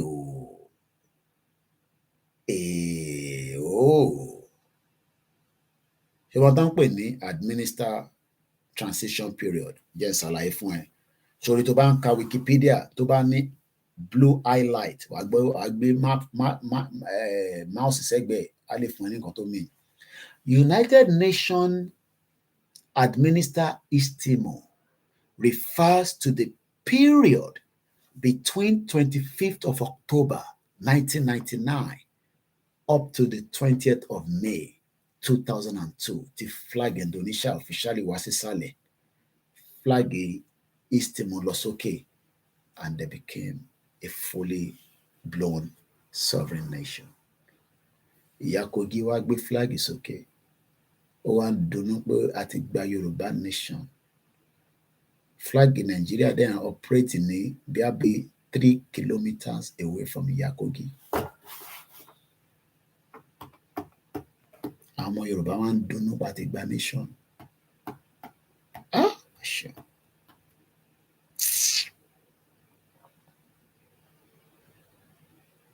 Jẹ́ nǹkan abẹ̀yẹn fún ẹlẹ́ǹkan sí kí tó máa lọ. Wọ́n ń pè kankan ní administrator. Tá bá dé stage pé à ń lọ́gbọ́n ní official táàjà, a gbọ́dọ̀ ní nǹkan pè ní administer. Transition. Kí ló rò pé Buhari ṣe ń sọ pé transition wà? Ó rántí pé wọ́n gbé folder kan fún Tinubu. Folder Nàìjíríà ló gbé fún. Ìjọ tá bá máa kúrò ní Nàìjíríà náà, táwọn tó bá sì fi di Nàìjíríà mú ní the other side, or within our different ethnic groups tájọ wà níbẹ̀, a gbọ́dọ̀ ní admin, because okay ṣé ẹ fẹ́ kó gbogbo property àwọn ọmọ Igbo àbí olè torí ò like Igbo bomb bastard. Ó fẹ́ kó gbogbo property Hausa. No, it doesn't work like that. Tó bá yẹ pé àṣìfẹ́ máa ní relationship pẹ̀lú international community. If not, we will be boxed out. That means pé àfi jẹ́ country nìyẹn. So ó fẹ́ ká ṣe country tó dàbí North Korea. Ṣérù yẹn ló fẹ́. We want a country that, yes, a máa tighten ní gbogbo nǹkan, but for us to first break away, a lè jẹ nǹkan ní kànmọ́ tiwa. Ó lè wà lọ́dọ̀ wa torí pé bẹ́ẹ̀ lọ ṣe sí, but we would go in line with the international law to say àwa la máa ṣe nǹkan báyìí la fẹ́ níbẹ̀. Kí ló rò pé UK ṣe fẹ́ mi níwèé nígbà tẹ́mi dé bíbá ní 1998? Because mo ń ṣe ọmọ ìlú yìí gangan náà, èmi mo wá sí, ṣé wọ́n bẹ̀ mí pé kí n wá sí bíbá yìí? Ìyẹn ló ṣe pẹ́. Tó bá yẹ pé báyìí lọ bí mi sí before tí Margaret Thatcher council òfin yẹn, which mo sì mi ní right láti wá bí mi sí bíbá, because n tó bẹ̀ lè mú bí last born wá sí bíbá tó ní British passport tèmi ò ní, tí ó mọ̀ pé ó máa dùn mí lọ́kàn pé kí ni ìyá mi dẹ́n sọ pé ìwọ Nàìjíríà wọ́n òkè nígbà yẹn, kí ló ń fẹ́ wá bí mi sí bíbá fún? Inú ọládẹ̀ ni ó bí mi sí. Last born wa nìkan ló wá bí sí bíbá ní 1980 kó tó di pé Margaret Thatcher ó cancel òfin yẹn. So èmi tó wá bí before òun, èmi ò ní British passport. Èmi ṣẹ̀ wá darí wá after so many years nígbà tí ìyá tèmi náà ti sá kúrò Nàìjíríà olóṣì. Wọ́n ṣẹ̀ wá sọ fún mi nísìnyí pé Nàìjíríà bá dà bomb bastard. Ibo ló fi dá sí? Ṣé inú fòrò díẹ̀ ló máa dá sí? Wá jẹ́ mo yóò yà ká tó débi tá à ń lọ. Ẹ̀yin tèmi, ìyá fi ọ̀rọ̀ yẹn sílẹ̀ jàre. Ẹ jẹ́ mo yóò yà ká tó lọ. Kódà ẹlòmíì business tó ní Nàìjíríà, UK gan, ó mọ business tó fold up nígbà tí economic crunch lọ bèrè lọ́wọ́ àwọn tó wà ní gbogbo outside London. Ó ṣe ń pick up díẹ̀díẹ̀ ni. Every shop on board ẹ̀ ni. Tá bá ti board shop, business ti fold up nìyẹn. A máa sì sọ Nàìjíríà. Tí mo tó ń bọ̀. Ẹ máa dunnú kẹ́ máa yọ̀. Gbogbo àjọ wa ń bẹ̀ àjọ máa wọ̀ràn. Wàá kọ́ máa realize pé o ò rówó fi rajà mọ́ because èyí tó ń rà tó ń tà ó fi ń jẹun ni. O dẹ̀ ní rí lóònù gbà. Ìbíyàn kan lọ́nà commit suicide kìíní kan àwọn shark loan. Tí mo tó ń bọ̀. Èmi ò kúrò níbi tèmi wá. 6,000 kilometers away. Gbogbo alájọ máa gbọ́ràn. Mo ti rí message àbúrò mi nísìn. Kí n bá wọn tún wá nǹkan kan. Ó ti send message sí mi lálẹ́. Ẹ̀gbọ́n, ẹ máa wá nǹkan kan. Kí mi náà fi kún nǹkan tó wà lọ́wọ́ mi.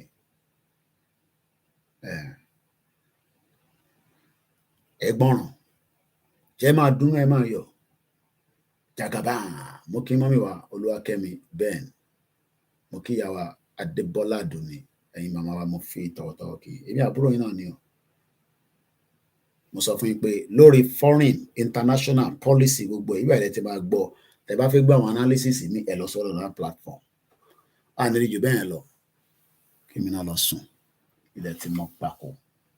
Èmi àbúrò yín náà ni Koikimedia. Ẹ fọkàn balẹ̀. We're on the right track. Mrs. Modupe Onitiri is in Nigeria. First in the watch was with Yòrùbá tòótọ́. Gbogbo kìíní ẹ̀ all prepare ni gimmick ni.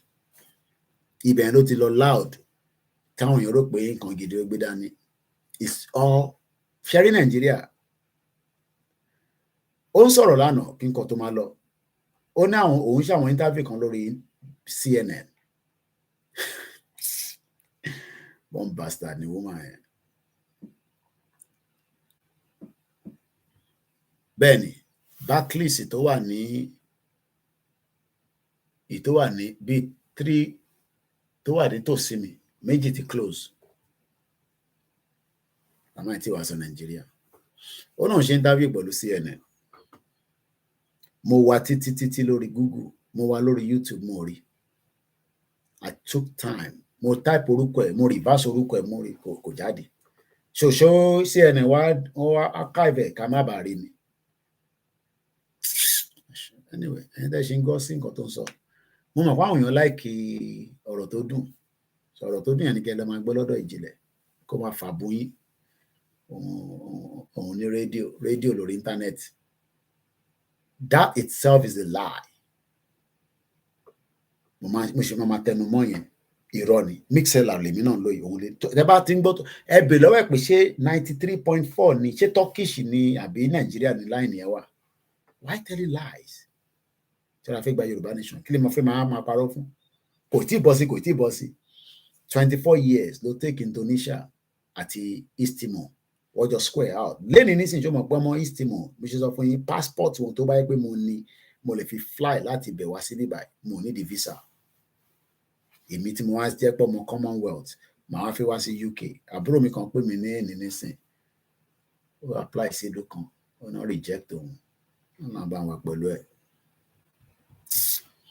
Ó dàrọ̀ ẹ jẹ́ n play anthem nítorí mi àwọn ti play nígbà tí mo bẹ̀rẹ̀ program. So kakọ́ fi close the program kí mi náà lọ fẹ́ gbélé lẹ́jàre. Báńkẹ́ máa gbọ́. Ẹ bá máa share kí ló kàn mí. Àwọn tó máa gbọ́ ti gbọ́ tí mo fẹ́ sọ. Èmi sọ fún èmi náà ní family nílé. Owó náà gbogbo ọjọ́ máa san náà ni. Èyí tí bá lè send sí wọn ni. Bí NEPA bá mú bíìlì wá, èyí tí bá lè san, màá ní kó sun inú òkùnkùn díẹ̀ lè para mi síjọba lọ́rùn. So èèyàn mélòó la fi support? Ṣé gbogbo ẹ̀rẹ́ wọn fún lówó Nàìjíríà? Ìlú tó ti àlákà. Mo máa kí gbogbo ẹ̀yin àgbàlagbà Ọlọ́run jẹ́ ìṣẹ̀yàn. Wọ́n yàrá máa sùn. Ẹja yẹ ká bá ti lọ. Advert yẹn kó lọ jàre. Ó yá. Ó dàárọ̀.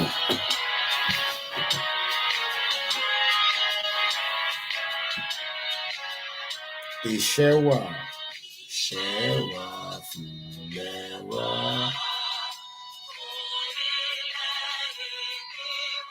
Kàgbéga.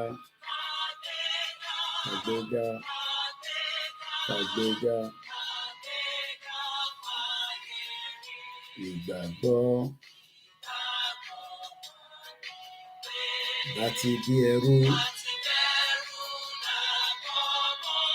Ẹ jẹ́ ká ṣiṣẹ́.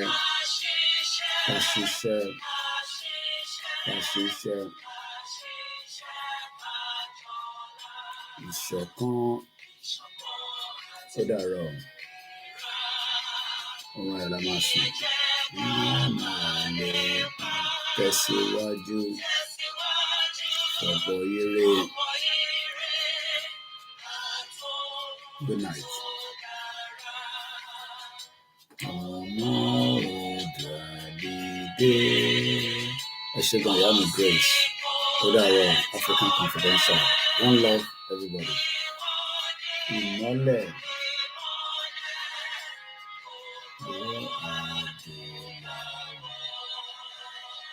Alright, la máa sùn. Bye for now.